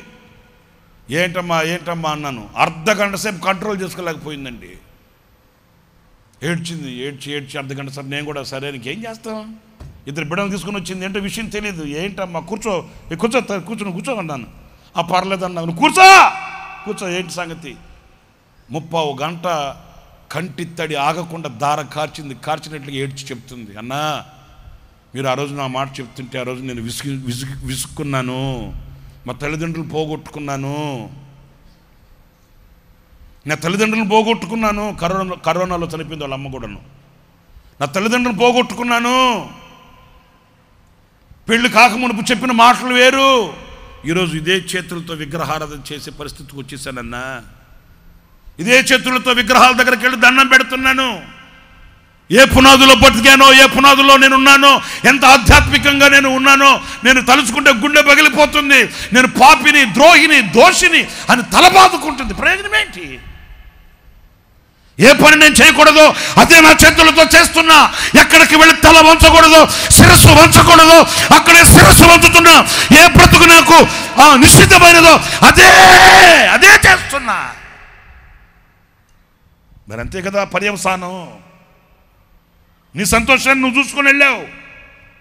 కాస్త నేను నొప్పిగా మాట్లాడుతున్నాను, సహించండి. నీ సంతోషాన్ని నువ్వు చూసుకొని వెళ్ళావు. ఆ సంతోషం ఈ రోజున రెక్కలు చెగిరిపోయింది, నిన్ను ఒంటరిని చేసేసింది. నువ్వు ఏర్పరచుకున్న, నువ్వు కోరుకున్న సంతోషం నీతో ఉంటుందా? నువ్వు ఎంపిక చేసుకున్న సంతోషం ఆఖరి వరకు నీ భుజాల మీద చేతులు వేస్తుందా? నువ్వు కోరుకున్న రేవు నువ్వు చేరుకోగలవా? నువ్వు కోరుకున్న తీరం నువ్వు వెళ్ళగలవా? నీవు కోరుకున్న దానిలో నువ్వు సాధించి సాహసించగలవా? యోహాను పుట్టాడంట. వాక్యం సెలవిస్తుంది ఏంటంట? గనుక నీకు సంతోషమును మహా ఆనందమును కలుగును అతడు పుట్టినందున అనేకులు సంతోషింతురు. ప్లీజ్ ఏమనుకోవద్దండి, నా చేతులు జోడించి సందర్భానుసారంగా మాట్లాడుతున్నాను. నిన్ను చూచి ఆనందించే వాళ్ళు ఉన్నారా? నిన్ను చూసి పెదాలు ఇరిసే వాళ్ళు ఉన్నారా? దయచేసి యవనస్తులారా నా మాట అర్థం చేసుకోండి. దయచేసి యవనస్తులైన వాళ్ళు మీ సహోదరుడుగా, మీ అన్నయ్యగా భావించి ఈ మాటలు వినండి. నిన్ను చూసి సంతోషించే వాళ్ళు ఉన్నారా? నిన్ను చూసి అసహ్యించుకునే వాళ్ళు ఉన్నారా? నా కుమారుడా తిమోతి, నీ యవ్వనమును బట్టి నిన్ను ఎవ్వరూ తృణీకరింపనీయకు. నిన్ను చూసిన వాళ్ళు నిన్ను హక్కును చేర్చుకోవాలే కానీ నిన్ను మెడబెట్టి బయటికి గంటే పరిస్థితి తీసుకొచ్చుకోకు నాయనా. విశాల హృదయంతో, నా మనస్సు విశాలతతో చెప్తున్నాను ఈ మాట. నిన్ను చూసి నీ తల్లిదండ్రులైనా, నిన్ను చూసి నీ వాళ్ళైనా ఆనందించి సంతోషించేటట్లు బ్రతుకుతున్నావా? లేకపోతే నిన్ను చూసి గప్పడు దుఃఖంతో తలదించుకొని కుమిలిపోయేటట్లు బ్రతుకుతున్నావా? నీవు మారాలి, నీవు మారాలి. నీవు మారితే నీ ఎడల దేవుని సంకల్పమేంటో నీకు ప్రత్యక్షం అవుతుంది. హల్లెలూయా. అనుకూలమును ఉత్తమమును అనుకూలమునై ఉన్న దేవుని చిత్తం ఏదో పరీక్షించి తెలుసుకున్నట్లు మీ మనసు మారి నూతన బగుట వలన రూపాంతరము చెందండి. మీరు మారితే బెన్యామీను పుట్టాడు. పుట్టిన నాటి నుండి తల్లికి మరణం, తండ్రికి దుఃఖం. ఎందుకు దుఃఖమో తెలుసండి? కాస్త నేను విశాలంగా మాట్లాడచ్చా మీతో? హలో, మాట్లాడచ్చా? ఎందుకు దుఃఖమో తెలుసా? ఈ బెన్యామీను స్వభావం ఎలాంటిదో తెలుసండి? పుట్టాడు, ఎలాగో పుట్టాడులే, భరిద్దాం, ఏం చేద్దాం, దేవుడిచ్చాడు కదా అనుకుంటే, కాస్తన్నా పెరిగాడు కదా ఏదో మారుతాడు అనుకుంటే, ఈ బెన్యామీను స్వభావం ఎలాంటిదో తెలుసండి? చీల్చెడి తోడేలు స్వభావం అంటండి. ఏం చేస్తారు తల్లిదండ్రులు? కాదనుకుంటారా? చంపేసుకుంటారా? కన్న పాపానికి అన్నం పెట్టకుండా పోతారా? కన్న పాపానికి పెంచకుండా విడిచిపెడతారా? మీరు చెప్పండి. కాస్త నేను మీకు స్వతంత్రంగా ఈ మాటలు అందిస్తున్నాను ప్రియులారా. ఎలా ఉంది నీ స్వభావం? హలో, ఎలా ఉంది నీ స్వభావం? ఎలా బ్రతుకుతున్నావు? ఎలా జీవిస్తున్నావు? ఏంటి నీ నేచర్? ఏంటి నీ క్యారెక్టర్? ఏంటి? కాస్తైనా ఆలోచించి, కాస్తైనా వివేచించి, కాస్తైనా మనసు మార్చుకోవడానికి తావివ్వగలవా? నీ రాక్షసత్వం ఏంటి? నీ మూర్ఖత్వం ఏంటి? ఆ కఠోరమైన ఆ కాఠిన్యం ఎక్కడదే? సినిమా హాల్ క్యూలో నిలబడుకొని ఉన్నాడంట సంఘ పెద్ద కొడుకు. యేసన్న గారు ఆ దారిని వెళుతూ చూసి అయ్యో అయ్యో అయ్యో, వీళ్ళ అమ్మగారు వీళ్ళ నాన్నగారు దేవుని మందిరంలో ఎంత పరిచర్య చేస్తారు, వీళ్ళ నాన్నగారు వీళ్ళ అమ్మగారు ఎంత భక్తి కలిగిన వాళ్ళు, వీళ్ళ అమ్మగారు వీళ్ళ నాన్నగారు ఎంత ప్రార్థనా పరులు, ఎంత సహాయం చేయగలిగిన వ్యక్తులు, ఇలాంటి వాళ్ళ కడుపులో ఈడు పుట్టాడు కదరా అని అక్కడ నిలబడి వాడిని వైపు చూస్తుంటే వాడు తక్కువైనడు కాదు. యేసన్న గారు వాడిని చూడక మునిపే వాడు యేసన్న గారిని చూసేసి అయ్య బాబు దొరికిపోయినరా స్వామి, ఈయన తెలుగు విడిచిపెట్టడని చెప్పి పక్కనోడితో తెగ మాట్లాడుతున్నాడంట. యేసన్న గారు ఏం తక్కువైనడా? ఏనాటికైనా నా వైపు చూడకుండా పోతాడా వీడు అని అక్కడ నిల్చొనింటే వాడు యమ తెగ మాట్లాడేస్తున్నాడంటే పక్కనోడితో సబ్జెక్ట్ లేకుండానే. ఇక వాడు మాట్లాడి ఇక యేసన్న గారు వెళ్ళిపోయి చూద్దామని మెల్లగా యేసన్న గారి వైపు తిరిగాడంట. యేసన్న గారు రెడీగా ఉన్నాడంట.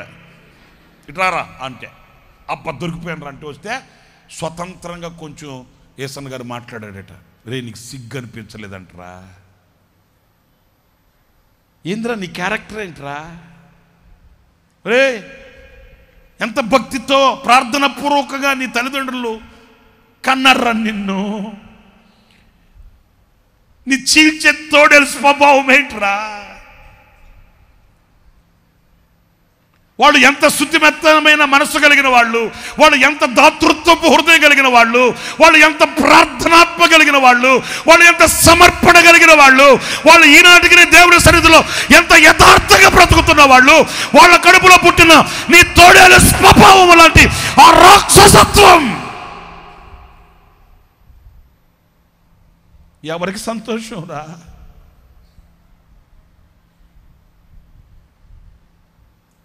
ఆదికాండం 8వ అధ్యాయం 49వ అధ్యాయం 27వ వాక్యం, బెన్యామీను చీల్చునట్టి తోడేలు, బెన్యామీను చీల్చినట్టు తోడేలు. అతడు ఉదయమందు ఎర్రను తిని తింటాడు. ఉదయాన్నే లేస్తాడు. ఉదయాన్నే లేచి అయ్యగారికి 6 గంటలకల్లా టిఫిన్ పెట్టాలి. రేవా నన్ను తిట్టుకోండి, బాగా తిట్టుకోండి మనసులో. మీ క్షేమం కోరి చెప్తున్నాను నాయన. చిన్న పిల్లలు, మంచి భవిష్యత్తు ఉంది స్వామి మీకు. యవనస్తులారా, యవన సహోదరిలారా, అమ్మా ఆడపిల్ల పుట్టిందని కింద పెడితే చీమ, పైన పెడితే గద్ద అని ఆడపిల్ల మీద కొంచెం మమకారాలు ఎక్కువ ఉంటాయి. నాకు కూడా తెలుసు. ఆడపిల్ల మీద కొంచెం ఏముంటుంది? మా నాన్న రోజు ఇంటికి వచ్చేటప్పుడు, మేము 5 మంది పిల్లలు, రోజు మాకు ప్యాకెట్లు తెచ్చేవాడు.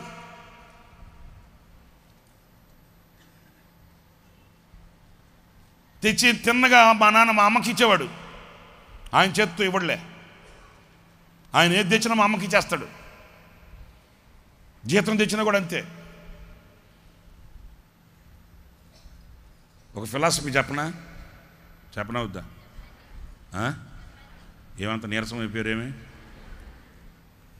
జీతం తెచ్చి మా అమ్మ చేతికి ఇచ్చి ఉదయాన్నే వెళ్ళేటప్పుడు మా అమ్మ దగ్గరికి వెళ్ళి ఒక 10 రూపాయలు ఇస్తావా అంటాడు. ఇదేం కారం పట్టింది మన రాత్రి నువ్వేగా ఇచ్చింది జీతం, మరి 10 రూపాయలు జేబులో ఉంచుకో.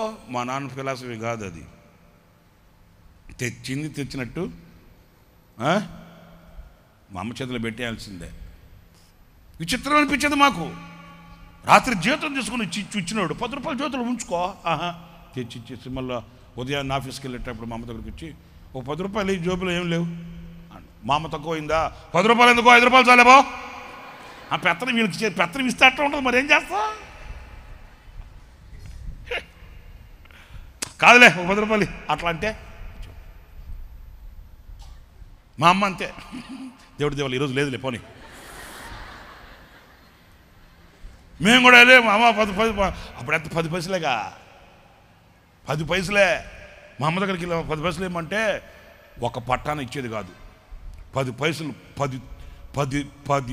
10 రౌండ్లు తిప్పించుకొని ఆమె అంటే ఎక్కడ వెళ్తుంటే ఆడ వెళ్తా ఉండాలి. ఏమో 10 పైసలు, ఏమో 10 పైసలు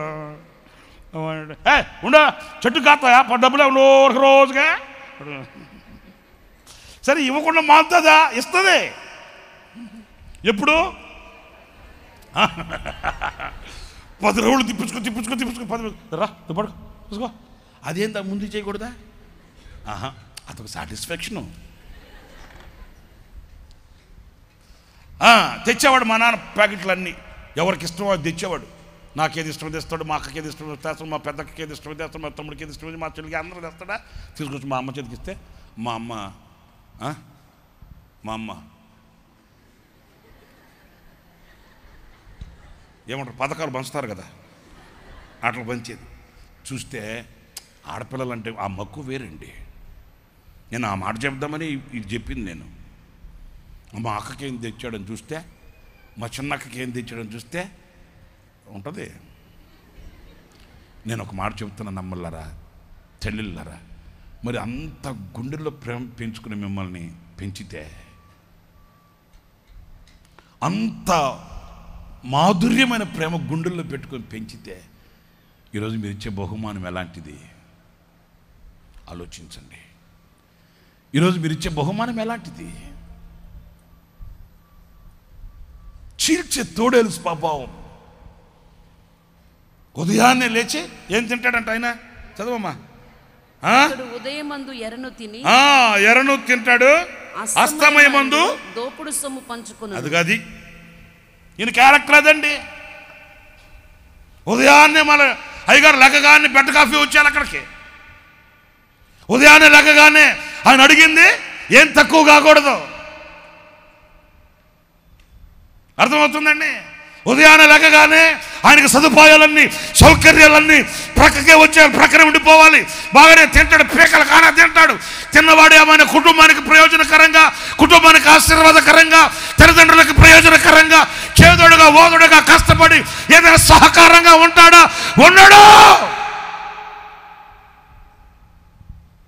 తిని చేయగొడుక్కోగానే CBZ బైక్ వేసుకుని రెడీగా ఉంటాడు ఇంకొకడు అక్కడ బయట. CBZ బైక్ వేసుకుని ఆడు రెడీగా ఉంటాడు, కేక్ కేక్ అంటుంటాడు ఆడు అక్కడ. ఈ సిగ్నల్స్ అన్నమాట ఇవన్నీ. ఆడు కేక్ కేక్ అంటుంటాడు అంటుంటాడు. తిని చేయి కూడా ఆడకుండా వెళ్ళి ఆడు బైక్ ఎక్కుతాడు. ఇంకా అనకూడదు కానీ గాలిగోవుండా గాలిగోవు అంటే తెలీదా తొందరగా చెప్పండి, టైం అయిపోతుందే. తెలీదా గాలిగోవు అంటే తెలీదా? కాళేశ్వరం మార్కెట్లో తిరుగుతూ ఉంటాయి చూడుకోండి. గాలికి వదిలేస్తారు కొన్ని గోవుల్ని, వాటిని ఏమంటారంటే గాలిగోవు. తిరుగుతూ ఉంటాయి. మేము వాల్ పోస్టులు వేస్తూ తిరుగుతుంటామా? ఈ గేదె ఈ గోవు ఇక్కడ ఉంటుంది. మేము అట్లా కంకిపాటికి వెళ్ళి మరలా మేము వాల్ పోస్టులు వేసుకుని వస్తే మరలా ఈ గావుగా టైం హాస్పిటల్ దగ్గర ఉంటుంది. అర్ధరాత్రి ఏం పని తిరుగుతూ ఉంటాయి. మీకు తెలీదా? అక్కడ చూడకూడదులే. నేను ఎందుకు చూస్తున్నా మీకు అర్థం కావట్లే? వాళ్ళు ఊరు చూస్తున్నారు నన్ను. తిరుగుతూ ఉంటాయి రాత్రులు. విచిత్రమైన సంగతి ఏంటంటే పగలంతా నిద్రపోతాయి, రాత్రి అంతా తిరుగుతుంటాయి. నిజం ఆయన నేను చెప్పేది నిజం. పగలంతా ఎప్పుడన్నా చూడు దుప్పటి కప్పుకొని ఉంటాడు, కొరక పెడుతుంటాడు. పాపం కన్న పాపానికి ఆ తల్లి వెళ్ళి టయానికి లేపి అంత పెడుతుంటే కమ్మగా తిని దారిద్రం గాను అటు చూడకూడదు. నేను కమ్మగా తిని సాయంకాలం సంధ్య వేళ అవుతుంటే లేస్తాడు. ఇక తలంటూ స్నానం చేస్తాడు. గ్లామర్ కింగ్ లాగా మొఖం ఉబ్బిపోయింది కదా, ఇంకా ఫేర్ అండ్ లవ్లీ పోస్తాడు, ఆ పీసెట్కు లాగుతాడు, ఇంకెక్కుతాడు, దొరకడేక. చీల్చే తోడేలు స్వభావం అండి.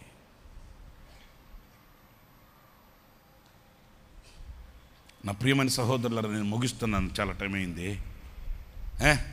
కానీ నేను చెప్పాలనుకున్న మంచి సందేశం ఒకటి చెప్తాను ఇందులోనే. అదేంటంటే దేవుడు కృపనిచ్చాడు, అవకాశం ఇచ్చాడు. ఇలాంటి మూర్ఖమైన చీల్చెడి తోడేలు వంటి స్వభావం కలిగిన బెన్యామీను మారిపోయాడంట. కొట్టండి గట్టిగా, చప్పట్లు వేసేయికి కొట్టు, గట్టిగా కొట్టు, అయ్య బాబాయ్ గట్టిగా కొట్టు. హల్లెలూయా చెప్పు, హల్లెలూయా గట్టిగా శక్తి కూడా కట్టుకొని చెప్పు, హల్లెలూయా హల్లెలూయా. మారిపోయాడు. వేదన కలిగించేవాడు, రాక్షసత్వం కలిగిన వాడు, చీల్చే తోడేలు. ఏమి రక్తం చూస్తే భయము గేమ్ ఏముండదు అనకూడదు, కానీ అదొక నైజం. చీల్చే తోడేలు. మనకన్నా అయ్యో పాపం అన్నట్టుంటుందా? ఆడికి ఏముండదు. నేను ఇంకెక్కువ చెప్పకూడదు, కానీ నేను ఒక్కడనే కూర్చొని ఏడ్చిన కొన్ని రోజులు ఉన్నాయండి. ఎందుకంటే కన్న తల్లిని కూడా లెక్క చేయకుండా, కన్న తల్లిని అన్నట్టుగా కూడా కాకుండా చితక బాధేసి ఇంట్లో పడేసి వెళ్ళిపోయిన కొడుకు నాకు తెలుసండి. నేను ఇంకా సమాజంలో చెప్పకూడదు ఇంకా ఇన్ని. కన్న తల్లి అని కూడా లేకుండా చితక బాధేసి కొట్టేస్తే ఆ తల్లి స్పృహ కోల్పోయి పడిపోయిందండి. సచ్చిందా బతికిందని కూడా చూడాలి. వాడు మూర్ఖుడా, వాడు రాక్షసుడా, వాడు చీల్చే తోడేలా. వాడికి పెద్దగా ఏముండదు. ఎందుకు కొట్టేవారా మీ అమ్మనంటే, ఆమెకు ఒక గేదె ఉంది, పాలిచ్చే గేదె. ఆ గేదె అమ్ముకుందంట, పాలు మానేసింది ఆ గేదె. సరే మరలా అది పాలిచ్చేంతవరకు నేను అట్లా పోషించబడాలని ఆ గేదె అమ్మేసి ఇంకో గేదె కొనుక్కుందామని అమ్మేస్తే ఈడొచ్చి ఆ డబ్బులు ఇమ్మంటాడు. అంటది, నాయన నువ్వే నన్ను పట్టించుకోవురా, కట్టుకున్నవాడే కాలం చేశాడు, కనుమరుగైపోయాడు, కడుపును పుట్టిన కన్న బిడ్డవేమో కసాయోడు వైపు ఎదురుతుంటావు, నా బతుకేంటి, నేను గేదె కొనుక్కోవాలరా అంటే ఆమె గేదెమ్మిన డబ్బులు ఇవ్వలేదని ఒక తల్లిని కొట్టినట్టు కొట్టలేదండి. వాడు చీల్తే తోడేలండి. వాడికి పెద్దగా ఏముండదు. ఆ తల్లి స్పృహ కోల్పోయి పడిపోతే బతికిందా సచ్చిందని కూడా చూడలేదంటండి. సాయంకాలం 5 గంటలకి ఆమె లేచి, నాకు ఇప్పటికి తలుచుకుంటే గుండె బాధ వచ్చేస్తుంది నాకు. ఆ ఉండవల్లి ప్రార్థనా మందిరంలో నేను 5 గంటలకి మీటింగ్కి వెళ్తుంటే వచ్చి కూలబడి ఉంది అట్లాగా. ఏమ్మా అన్న ఏడ్చింది పాప మా తల్లి. ఏమ్మా అంటే, నాయన ఈ గూడు రెక్కలు ఎగట్లేదయ్యా, ఈ గూడు రెక్క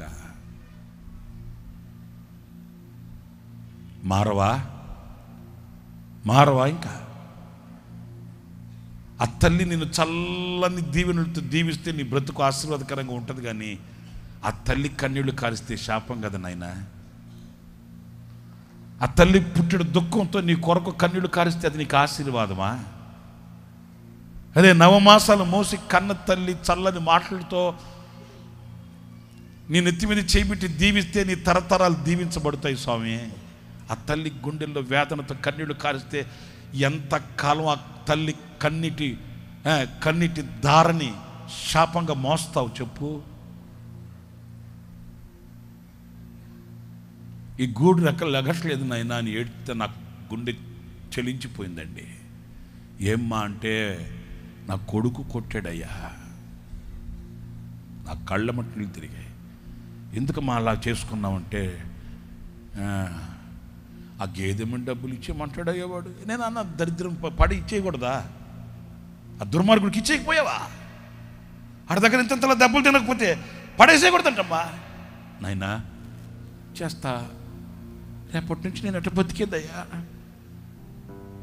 చీల్చే తోడేలు స్వభావం, రాక్షసత్వం. చేతులు జోడించి మీ అన్నగా మీ తమ్ముడుగా చెప్తున్నాను నాయన, యవనస్తులకి, తల్లిదండ్రులు నీ మీద చెయ్యెత్తి నిన్ను దీవించాలరా బాబు. వాళ్ళ దీవెన మన మీద ఉండాలిరా స్వామి. యాకోబు తన బిడ్డల్ని దీవించలేదా? అబ్రహాము తమ బిడ్డల్ని దీవించలేదా? ఇస్సాకు తమ బిడ్డల్ని దీవించలేదా? మరి నీ తల్లిదండ్రుల దీవెని నువ్వు ఎందుకు పోగొట్టుకుంటున్నావు నాయనా? నీ తల్లిదండ్రుల దీవెని ఎందుకు జారి విడుచుకుంటున్నావురా? వృద్ధాప్యంలో వాళ్ళు నిన్ను చల్లని చూపు చూచి వాళ్ళ కాలం ముగించి వెళ్ళే క్షణాన ఆనందంతో నువ్వు సాగనంపితే వాళ్ళ దీవెన నీ తరతరాలు, నీ బిడ్డలు అనుభవిస్తారు. నీ బిడ్డలు నీ తరతరాలు దీవించబడతారు. దేవుడిచ్చిన దీవెనను, దేవుడిచ్చిన ఆశీర్వాదాన్ని చేజాతలను పోగొట్టుకుంటున్నారు ఎందుకు? చేజాతలను పోగొట్టుకుంటున్నారు ఎందుకు? వృద్ధాప్యంలో ఉన్న తల్లిదండ్రులకి అంత అన్నం పెట్టలేరా? వృద్ధాప్యంలో ఉన్న తల్లిదండ్రులు ఆకలి తీర్చలేరా? వృద్ధాప్యంలో ఉన్న తల్లిదండ్రుల గుండెల్లో ఆనందాన్ని కలిగించలేరా? వృద్ధాప్యంలో ఉన్న తల్లిదండ్రులు బాగోగులు చూచి వాళ్ళ కడవరి దినాలలో, వాళ్ళ చివరి దినాలలో వాళ్ళ ఆశీర్వాదాన్ని పొందుకోలేని అభాగ్యునిగా ఎంతకాలం సాగుతావు? నిండు వృద్ధాప్యంలో దొండ పండులాగా ఉన్నాడు ముసలాయన, ఇంత పెద్ద శరీరం ముసలాయన. నా గది ముందుకు వచ్చి కూర్చొని ఉంటే నేను అన్నాను, ప్రార్థన చేయమంటావా అన్నాను. గడగడ వణికిపోతున్నాడు. ఇంచుమించు 75 సంవత్సరాలు ఉంటాయి ముసలాయన. అల్లాడిపోతున్నాడు, గడగడ వణికిపోతున్నాడు. నేను అన్నాను, ఏంటయ్యా ప్రార్థన చేయమంటావా? నాయనా వణుకు వచ్చేస్తుంది, నాకు కొంచెం అన్నం పెట్టించయ్యా, అది తిన్న తర్వాత మాట్లాడతానయ్యా అన్నాడు. వెంటనే నేను అప్పుడు కోటేశ్వరమ్మ తల్లి ఉంది ఉండవల్లిలో, నేను వెంటనే బ్రదర్ పంపించి, సురేష్ ఒక బ్రదర్ ఉంటే వాడిని పంపించి, ఒరేయ్ మదర్ని అడిగి కొంచెం ఏదైనా తీసుకురాపోరా అంటే అంత అన్నం పప్పుచారు తీసుకుని వచ్చి ఇచ్చారండి. నా కళ్ళతో చూసారు, మర్చిపోలేనండి. వెంటనే ఆ తల్లితో చెప్పిస్తే అంత అన్నమను పప్పుచారు పోసి ఇచ్చిందండి, వేసిచ్చిందండి. నా కళ్ళతో చూశాను బాబా, ఇప్పటికీ నేను మర్చిపోలేను స్వామి. అంత అన్నం వేసి పప్పుచారు వేసిస్తే ఆ ముసలాయన గడగడ వణుకుతోండి 3 ముద్దలతో కుక్కేసుకొని నీళ్ళు తాగేసి తలంచి, అయ్యా కొంచెం తేరుకొని మాట్లాడుతానయ్యా అంటున్నాడండి. కుర్చీ వేసుకొని నేను ఆయన చూస్తున్నాను. నేను నిజంగా చెప్తున్నాను, నా కళ్ళల్లో నీళ్ళు తిరుగుతున్నాయండి. ఆయన 10 నిమిషాలకి తేరుకొని ఏడ్చాడండి. అయ్యా క్షమించయ్యా, ఈ టైంలో వచ్చి మిమ్మల్ని ఇబ్బంది పెట్టానేమో, ఉదయం అండి మిమ్మల్ని ఇబ్బంది పెట్టానేమో, క్షమించయ్యా, నేను క్రిస్టియన్ కాదు. ఆయన అంటున్నాడు, నేను క్రిస్టియన్ కాదు. ఈ దారిని వెళుతూ చర్చి అని చూసి మీరు ప్రేమ చూపిస్తారు కదా, క్రిస్టియన్స్ ప్రేమ చూపిస్తారు కదా, అడుక్కొని తినడం చేతగాక వచ్చి అడిగాను, ఏమనుకో వద్దు నాయనా అని ఏడుస్తున్నాడండి. నేను అన్నాను, ఎవరు మీరు? నేను R&Bలో ఉద్యోగం చేసినోడినయ్యా, నా భార్య చచ్చిపోయింది. మరి నీకు ఎవరు లేరా? 4 కొడుకులు ఉన్నారయ్యా. మరి 4 కొడుకులు ఉంటే ఏంటి పరిస్థితి? ఆయన ఏడుస్తూ చెప్తున్నాడు, ఎవరు పట్టించుకోరయ్యా నన్ను ప్రాణాధికంగా చూసి నా భార్య నన్ను దాటుకెళ్ళిపోయింది. ఈ పిల్లలు ఎవరు పట్టించుకోరయ్యా. కాదు పెద్దయ్యా, ఒకరైతే సరే, 4 అంటున్నావు కదా అయ్యా. ఆ పెద్దోడేమో రాజకీయ నాయకులతో తిరుగుతుంటాడు, ఆ 2వ వాడేమో స్నేహితులతో తిరుగుతుంటాడు, ఆ 3వ వాడికేమో పోలియో జబ్బు, కాలు చేయి పని చేయదు, చచ్చుబడిపోయింది. వాడికి అన్నీ నేనే చేయాలి. ఆఖరుడు ఒకడున్నాడు, వాడి దగ్గరికి వెళ్ళి, నాయనా నేను ఎక్కడ ఏం సాధించి సంపాదించి తీసుకొని రాలేనురా, ఎవనొస్తాడు కదా, ఏదన్నా పని చేయనైనా అంటే వాడు అంటాడంట, నువ్వు ఇంకా బతికే ఉన్నావుగా. తండ్రినండి, నువ్వు ఇంకా బతికే ఉన్నావుగా, నువ్వు చస్తే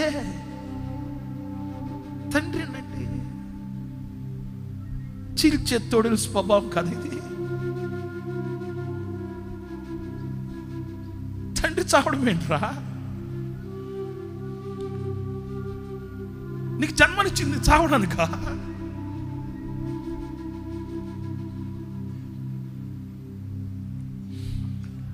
నేను ఎత్తుకొని పెంచింది చావడానిక? వాడు అంటాడట, నువ్వు చస్తే అప్పుడు నేను కష్టపడతలే.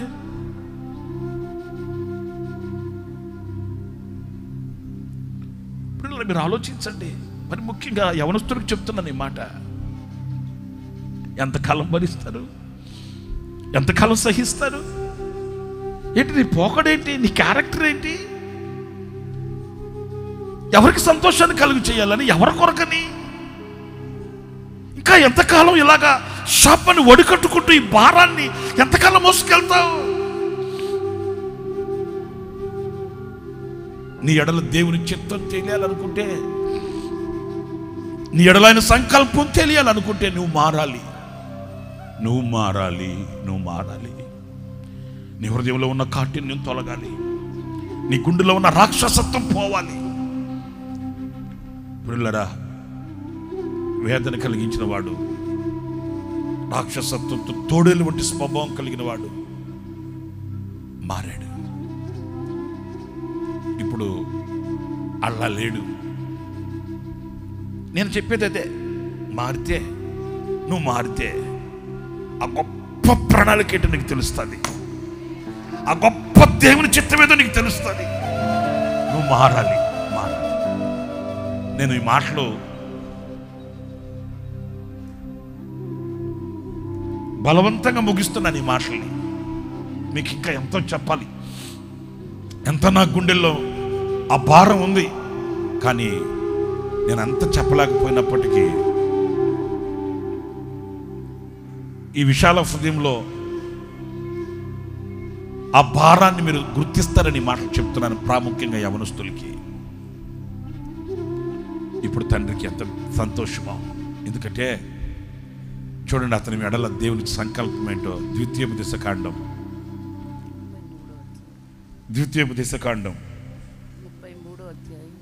33వ అధ్యాయం 12వ వాక్యం. బెన్యామీనును గూర్చి ఇట్లా నేను బెన్యామీనును గూర్చి దైవజనుడు ఆశీర్వదిస్తున్నాడు. బెన్యామీను యెహోవాకు ప్రియుడు. బెన్యామీను యెహోవాకు ప్రియుడు. ఆయన యొద్ద అతడు సురక్షితముగా నివసించును. ఇప్పుడు ఆయన యొద్ద అతడు సురక్షితముగా నివసించును. దినమెల్లా ఆయన అతనికి ఆశ్రయమగును. ఆయన భుజముల మధ్య అతడు నివసించును. ఇదిగో ఇది దేవుని చిత్తం, ఇదిగో ఇది దేవుని సంకల్పం, ఇది దేవుని ప్రణాళిక. వింటున్నారా? నేను ఒక మాట మీకు జ్ఞాపకం చేసేస్తా. ఒకప్పుడు రూతు మోయాబీయురాలు. ఒకప్పుడు రూతు ఎవరు? మోయాబు అంటే శపింపబడిన సంతతి కాదా? ఆమె మారింది. ఆమె ఆశలు మారిపోయాయి. ఆమె హృదయం మారిపోయింది. ఇప్పుడు ఆమె ఎక్కడుంది? బెత్లెహేములో ఉంది. మోషే ఒకప్పుడు కోపిష్టి, మోషే ఒకప్పుడు దుడుకు, మోషే ఒకప్పుడు వీరుడు, మోషే ఒకప్పుడు అహంకారి. కానీ ఇప్పుడు మోషే సాత్వికుడైపోయాడు. మోషే ఎవరండి? ఒక్క మాట పడలేక పక్కనోడిని పేక పట్టుకుని కాడితే గొక్క తిప్పుకోలేక సచ్చూరుకున్నాడు. అంత కోపిష్టి. కానీ ఈరోజు మోషే అట్లా లేడు. మోషే ఎవరు? సాత్వికుడు. మారిపోయాడు. రూతు ఒకప్పుడు మోయాబీయురాలు, ఇప్పుడు బెత్లెహేమీయురాలు మారిపోయింది. బెన్యామీను ఒకప్పుడు చీల్చే తోడేలు, ఇప్పుడు యెహోవాకు ప్రియుడు. నేను ఒక మాట చెప్తున్నాను రా స్వామి, నా మాటేనండి. మీరు మారితే మీరు దేవునికి ప్రియులవుతారు. మీరు మారితే ఆయన భుజముల మీద మీరు ఉండగలుగుతారు. ఆయన రెక్కల నీడలో మీ తరతరాలు, మీ ఫ్యూచర్, మీ బ్రతుకంతా బంగారు భవిష్యత్తుగా ఉంటే, సావుకులుగా మాకైనా, మిమ్మల్ని కన్న తల్లిదండ్రులకైనా, మీ ఇరుగు పొరుగు వారికైనా, మీ సంతతికైనా మీరే ఒక పత్రికలై సాక్షులై నిలబడగలుగుతారు. మెట్టుకు ఆయన చిత్తం ఏంటో నీకు తెలియాలంటే లోక మర్యాదను అనుసరింపక ఉత్తమమును అనుకూలమునై ఉన్న దేవుని చిత్తం మీద పరీక్షించి తెలుసుకున్నట్లు మీ మనస్సు మారి నూతన మగుట వలన రూపాంతరము చెందుడి. మీ మనస్సు మారాలి. ప్రార్థన చేసుకుందామా? లేచి నిలబడదాం. ప్రాముఖ్యంగా యవనస్తులందరూ ఒక్క 5 నిమిషాలు ప్రార్థన చేసుకోండి. నేను కూడా మీకు సమయం ఇస్తున్నాను. 12:30 అయిపోయింది. సారీ, ఒక్క 10 నిమిషాలు, ఒక అర్ధగంట ఎక్కువైంది, క్షమించండి. లేచి నిలబడి అందరూ, మరి ముఖ్యంగా యవనస్తులారా, నా చేతులు జోడించి చెప్తున్నాను, మనసు విప్పి ప్రార్థన చేసుకోండి. మీ హృదయం ఇప్పటికన్నా తెరవండి, మీ మనసు ఇప్పటికన్నా తెరవండి. ఏంటి నా పరిస్థితి? ఏంటి నా బ్రతుకు? నా ఫ్యూచర్ ఏంటి? ఏ మూట కట్టుకుంటున్నాను నేను? ఎవరు అటు ఇటు చూడడానికి కాదు, ఇది దిక్కులు చూడడానికి కాదు. కళ్ళు మూయండి. తల్లిదండ్రులారా, మీ బిడ్డలను ప్రభుకు సమర్పించండి. యవనులారా, మరి నువ్వు ఎంత కన్నీళ్లు కార్చి ప్రార్థన చేసుకుంటావు నాకు తెలియదు. ఎవరో నిన్ను చూడట్లేదు, ప్రభువే నిన్ను చూస్తున్నాడు. ఎవరో చూస్తున్నారని కాదు, నిన్ను కన్న వాళ్ళకి, నిన్ను కొన్న వాళ్ళకి ఏం మిగులుస్తున్నావు? నువ్వు పుట్టినప్పటి నుంచి వేదనేనా? ఏమి ఇంకా ఆ వేదన తొలగదా వాళ్ళకి? ఆ భారం తొలగదా ఇక వాళ్ళకి? ఇంకెంతకాలం మోస్తారు నిన్ను? ఇంకెంతకాలం భరిస్తారు నిన్ను? నీ చీల్చే తోడేలు స్వభావాన్ని ఎంతకాలం మోస్తారు? ఇంకా కళ్ళు మూసి అడగండి ప్రభుని. కళ్ళు మూసి ప్రార్థన చేసుకోండి. నీకు ఎదురయ్యే సవాళ్ళను నువ్వే ఎదుర్కోవాలి. నీకు ఎదురయ్యే సమస్యల్ని నువ్వే ఎదుర్కోవాలి. ఎవరుండరు నీతో కూడా. ఒకవేళ నువ్వు అనుకుంటున్నావే, నా కాళ్ళు ఉన్నారు, నా కీళ్ళు ఉన్నారు, నాకు అంతుంది. ఏది నీకు రాదు, ఏది నీది కాదు.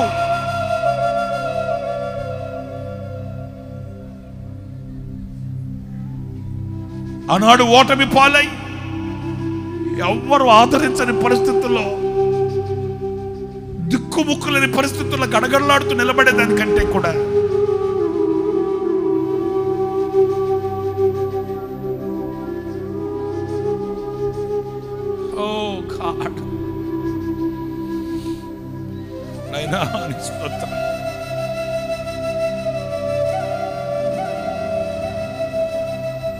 అడగండి ప్రభుని.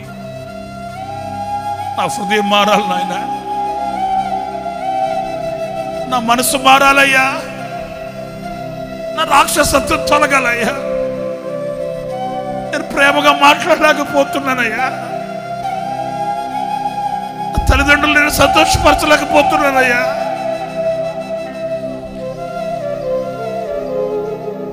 నా కొరకు ఎంతో కష్టపడ్డారయ్యా వాళ్ళు.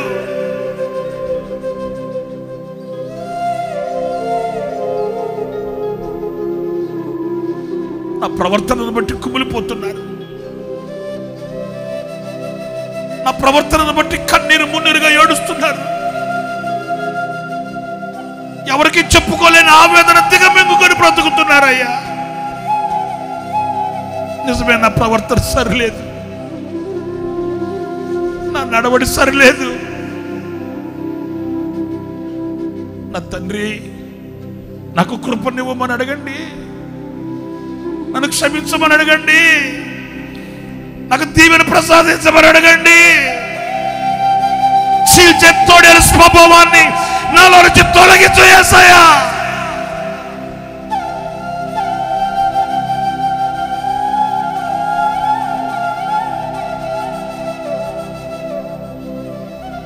ఒక 5 నిమిషాలు మీరు ప్రార్థన చేసుకోండి.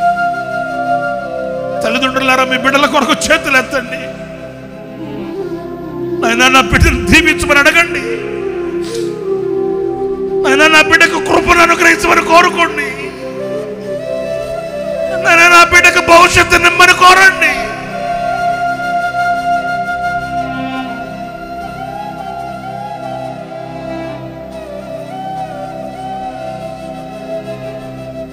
నీ కన్నీళ్ళు ఆయన పాదాల మీద పడని, నీ కన్నీళ్ళు ఆయన పాదాలు తడపని. నీ వ్యధ ఏంటో ప్రభుతో చెప్పుకో, నీ బలహీనత ఏంటో యేసయ్య దగ్గర ఒప్పుకో, నీ శక్తిహీనత ఏంటో ప్రభు దగ్గర విడిచిపెట్టు.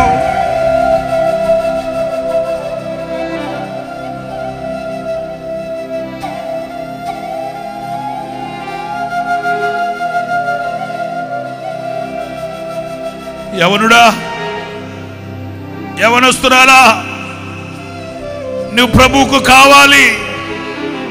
నీవే ప్రభువుకు కావాలి. నీ కొరకే నా ప్రభు నిలిచి ఉన్నాడు. నీ కొరకే నా ప్రభు వేచి చూస్తున్నాడు. నీ తీర్మానం, నీ మాట వినాలని ఆయన నీ ప్రక్కనే ఉన్నాడు.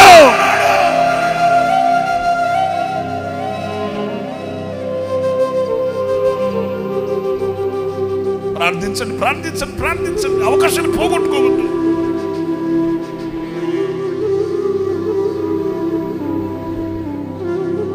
అయినా నేను వేదనను కలిగించే వ్యక్తిగా ఉండకూడదయ్యా. నా మీద ఆశలు పెట్టుకున్న వాళ్ళకి నేను ఆవేదనగా ఉండకూడదు నాయనా.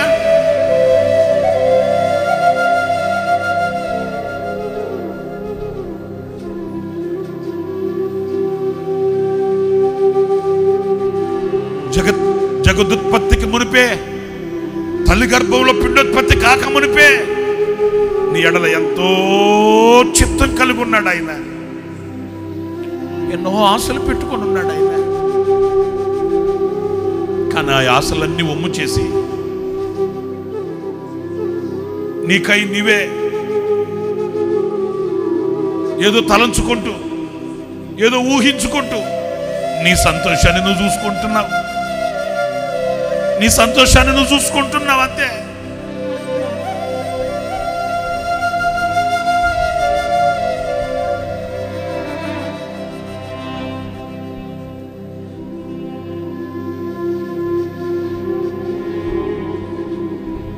ఓ గాడ్,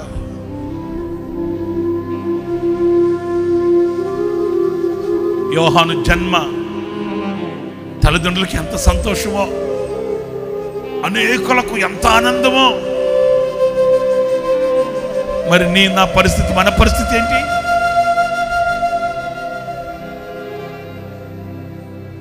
నిన్ను చూసిన వాళ్ళు సంతోషిస్తున్నారా, దుఃఖపడుతున్నారా?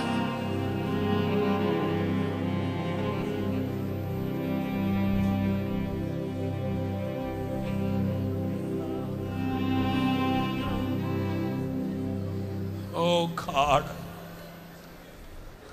Jesus, Jesus, Jesus, Jesus.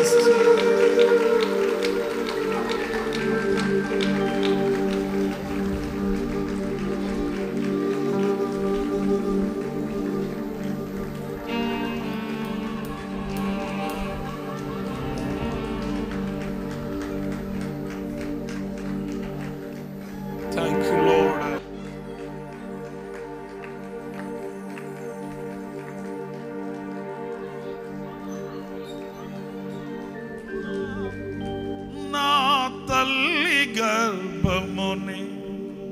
నన్ను కోరితివి, విశ్వాస గృహములో నన్ను చేర్చితివి. నా తల్లి గర్భమునే నన్ను కోరితివి, విశ్వాస గృహములో నన్ను చేర్చితివి. అమృత జలమైన నీ నోటి మాటలతో నిఖిల జగతికి నన్ను పంపినావు, ప్రకటింప నీ చరితం.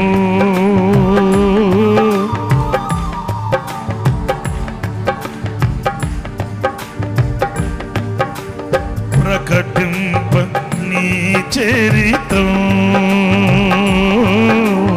నా జన్మ నిజ ఫలితం. నాలో ఏమి చూచి నీవు ఇంత ప్రేమ చూపినావు. నాలో ఏమి చూచి నీవు ఇంత ప్రేమ చూపినావు. మధ్యమైన లోకమందు నిత్యమైన కృపను చూపి, మధ్యమైన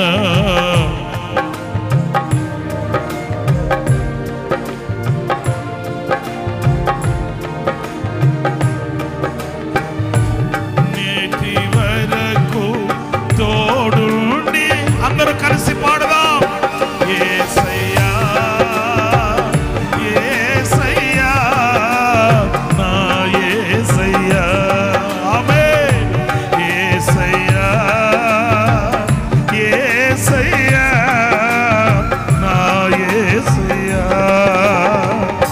నాలో ఏమి చూచి నీవు ఇంత ప్రేమ చూపినావు.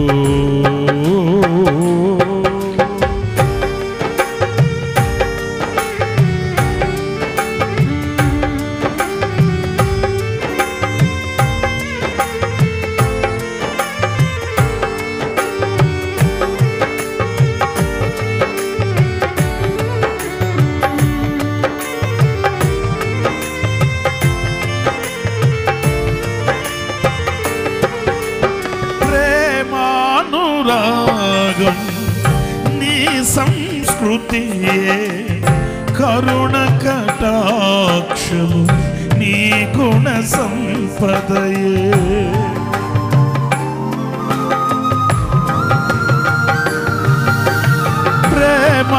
ప్రేమానురాగం నీ సంస్కృతియే, కరుణ కటాక్షము నీ గుణ సంపదయే.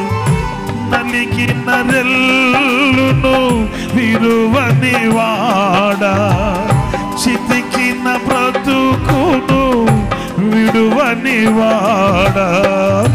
నలిగిన రెల్లును విరువని వాడా, చితికిన బ్రతుకును విడువని వాడా. నేనంటే నీకెందుకో ఈ తగని మమకారము. నేనంటే నీకెందుకో ఈ తగని మమకారము.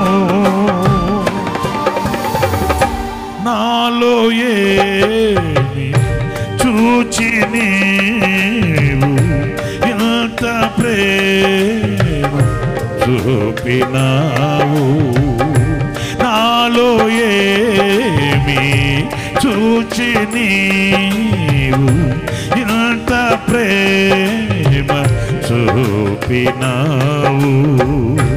మధ్యమైన లోకమందు నిత్యమైన కృపను చూపి మధ్యమైన లోకమందు నిత్యమైన కృపను చూపి నేటి వరకు తోడుండినావు. అందరూ యేసయ్యా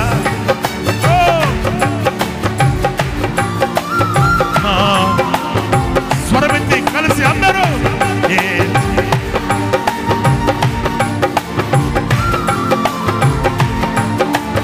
చేతుల పైకెత్తి గట్టిగా యేసయ్యా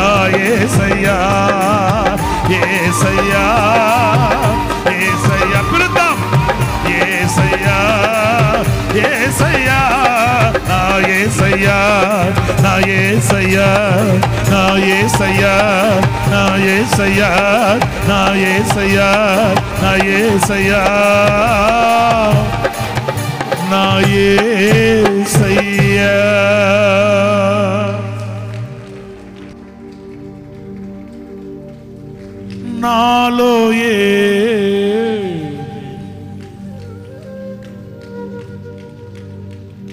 చూచి నీవు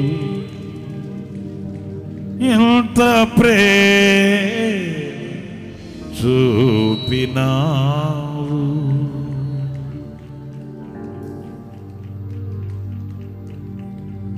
నాలో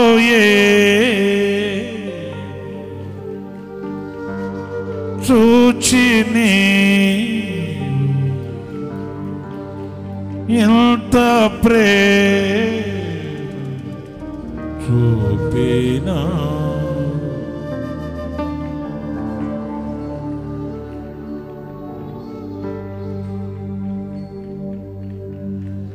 నా తల్లి గర్భమునే నన్ను కోరితివి, విశ్వాస గృహములో నన్ను చేర్చితివి.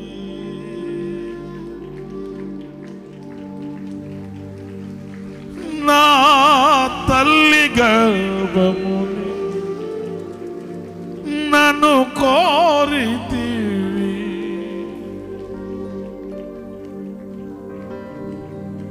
నిండైన నీ సన్నిధి నాకనుగ్రహించి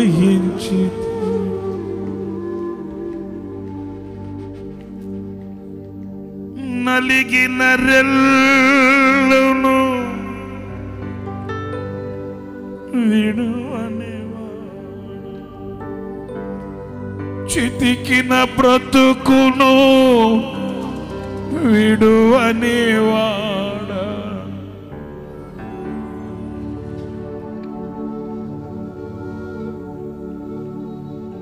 కన్నీటి కడలిలో శ్రమల సుడులలో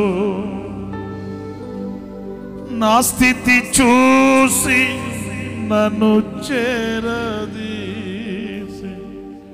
మార్చితివి నీ పత్రికగా, కడవరకు నీ సాక్షిగా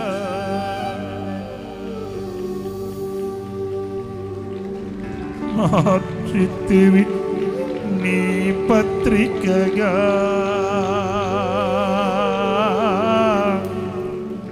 కడవరకు నీ సాక్షిగా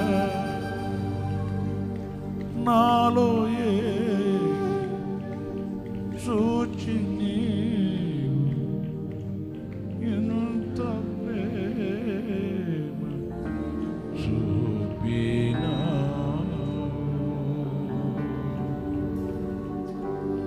యేసయ్యా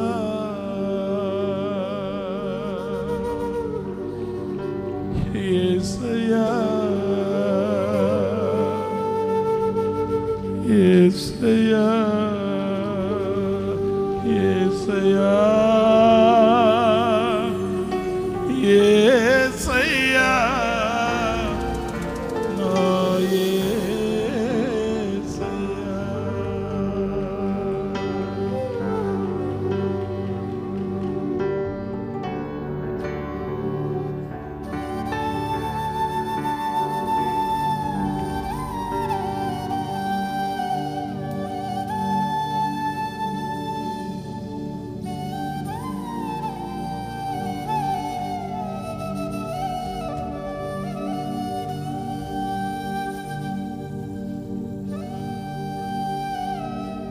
ప్రియులారా,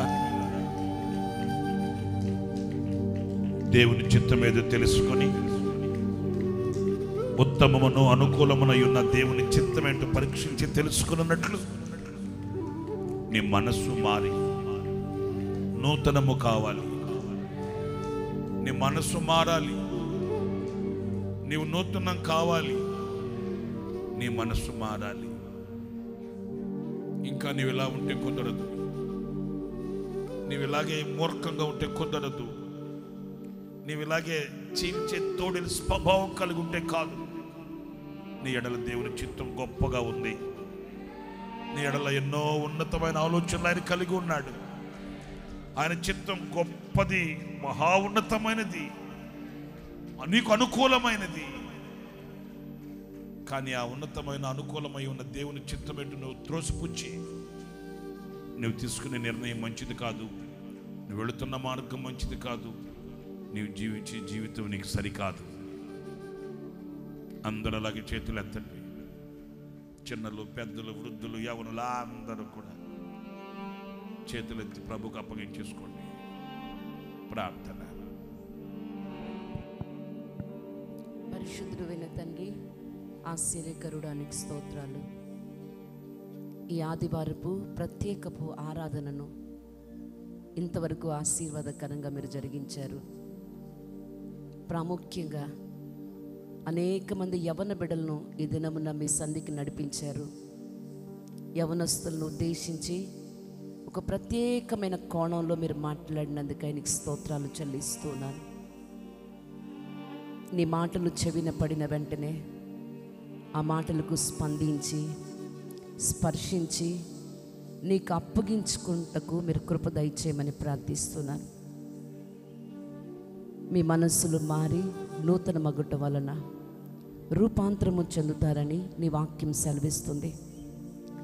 ఇంకనూ లోక మర్యాదను అనుసరించకుండా, లోకపు అలవాటులు, లోకములో ఉన్నటువంటి అనుభవాల వైపు మనసు త్రిప్పబడకుండా మనస్సును మార్చుకోవాలని ఆశించిన ప్రతివానికి మీ కృప మెండుగా దయచేయబడునుగాక. ఇంకా అలాంటి ఆశ లేని వారిలో కూడా ఆలోచన మీరు పుట్టించండి. అట్టి ఆశ కోరికను మీరు కలిగించమని ప్రార్థిస్తున్నాను. ఏ ఒక్కరూ నశించిపోవటం మీ చిత్తం కాదు కదనైనా. ఇదిగో ఈ ఉదయకాలం ఈ మాటలు వింటున్న ఏ యవ్వన బిడ్డ కూడా నశించిపోకూడదని భారముతో పరిశుద్ధాత్మ ప్రేరేపణతో నీ దాసుని మీరు అభిషేకించి మాట్లాడినందుకు ఆయనకి స్తోత్రం. చీల్చునట్టి తోడేలు స్వభావం కలిగిన బెన్యామీను మనసును మార్చావు కదా ప్రభువా. ఇక్కడ ఎందరూ ఇంకా లోకములో, ఇంకా పాపములో, ఇంకా చీకటిలో, ఇంకా మూర్ఖత్వములో మీ ఉత్తమమైన అనుకూలమైన చిత్తమును తెలుసుకొనలేక నలిగిపోతూ ఉన్నారు. వారందరి మనస్సులు మార్చబడునుగాక. బెన్యామీను మనస్సును మార్చి అతని నీకు ప్రియుడుగా మార్చుకున్నావు. దినమెల్ల అతనికి నీవు ఆశ్రయముగా ఉన్నావు. సురక్షితముగా అతడు నీ ఎదుట నివసిస్తూ ఉన్నాడు. నీ భుజముల మీద అతడు నివసిస్తూ ఉన్నాడు ప్రభువా. అట్టి కృప ఇక్కడ నిలిచిన ప్రతి యవనస్తురాలకి, యవనస్తుడికి కలుగునుగాక. నీ బిడ్డలందరూ నీకు ప్రియులుగా మార్చబడుదురుగాక. నీవే వారికి ఆశ్రయముగా ఉందువుగాక. వారు మీ యొద్దే సురక్షితముగా నివసించుదురుగాక. వారు నీ భుజముల మీద నివసించే భాగ్యము పొందుకొందురుగాక. ఈ ఆశీర్వాదం ప్రతి ఒక్కరు అనుభవించడం కృప దయచేయండి. ఒకవేళ ఇంతవరకు తల్లిదండ్రులకు దుఃఖంగా, భారంగా, ఇబ్బందిగా, వారికి కన్నీళ్లు ప్రభువా కారణముగా ఉన్నారేమో, యోహాను వలె తల్లిదండ్రులకు సంతోషాన్ని కలిగించే బిడలుగా, అనేకులకు సంతోషమును పుట్టించేటకు కారణముగా మా బిడ్డలు మారుదురుగాక. ఇటు ఆశీర్వాదం ఈ దినమే మా బిడ్డలకు మీరు అనుగ్రహించుచున్నందుకై నీకు స్తోత్రములు చెల్లిస్తున్నాను తండ్రి. మీ చిత్తము తెలుసుకోవడానికి కృపనివ్వండి, మీ ప్రణాళికను తెలుసుకోవడానికి కృప దయచేయండి. శ్రేష్టమైనది నీ ప్రణాళిక, అనుకూలమైనది నీ ప్రణాళిక ప్రభువా. మమ్మల్ని ఉన్నత శిఖరాలకు ఎక్కించాలని మీరు ఆశపడుతున్నారు. దేశము యొక్క ఉన్నత శిఖరముల మీద ఎక్కిస్తానని మీరు వాగ్దానము చేశారు. మా యవ్వన బిడ్డలు ఆ ఉన్నత స్థలానికి ఎక్కుదురుగాక, అనేకులకు ఆదర్శప్రాయంగా నిలుచుదురుగాక, మా బిడ్డలకు జయ జీవితము కలుగునుగాక. ఏ విషయాలు అపజయాలు పాలైపోయి నీ చిత్తాన్ని నెరవేర్చలేక, నీ చిత్తాన్ని తెలుసుకోలేక నలిగిపోతున్నారు వారందరికీ ఈ మధ్యాహ్న వేళలో సమృద్ధిగా నీ కృపించినందుకై స్తోత్రం, స్తోత్రం, స్తోత్రం, స్తోత్రం, స్తోత్రం. నైనా మా యవన బిడ్డలందరూ రాబోయే దినాల్లో నీకు పత్రికగా వాడబడుదురుగాక. ఆ బిడ్డలను బట్టి తల్లిదండ్రులు సంతోషించుదురుగాక, సంఘము సమాజము సంతోషించునుగాక. మీ చిత్తమంతా వారి పట్ల నెరవేర్చమని మీ సన్నిధిలో ప్రార్థిస్తున్నాను. కూడి చేరి వచ్చిన బిడ్డలందరినీ కూడా దీవించండి. మీ సన్నిధిలోని మేళ్ళు చేత తృప్తిపరచండి. మీ సన్నిధిలోని క్షేమాన్ని అనుభవించడానికి సహాయం చేయండి.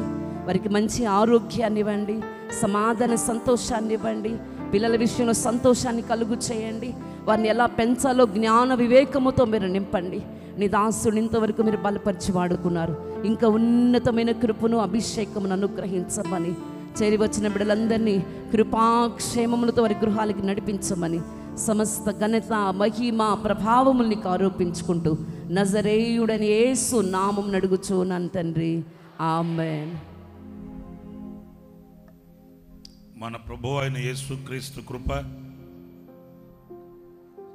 తండ్రి అయిన దేవుని ప్రేమ, పరిశుద్ధాత్మనందుల అన్యోన్యమైన సహవాసం, సన్నిధి సముఖం ఈ ఆరాధనలో పాలు పొందిన వారికి, మరి ముఖ్యంగా యవన బిడ్డలైన వారికి, లైవ్ ద్వారా ఈ మాటలు వినిన వారికి, సకల కోటి పరిశుద్ధులకును సదాకాలం తోడయుండి నడిపించునుగాక. ఆమేన్.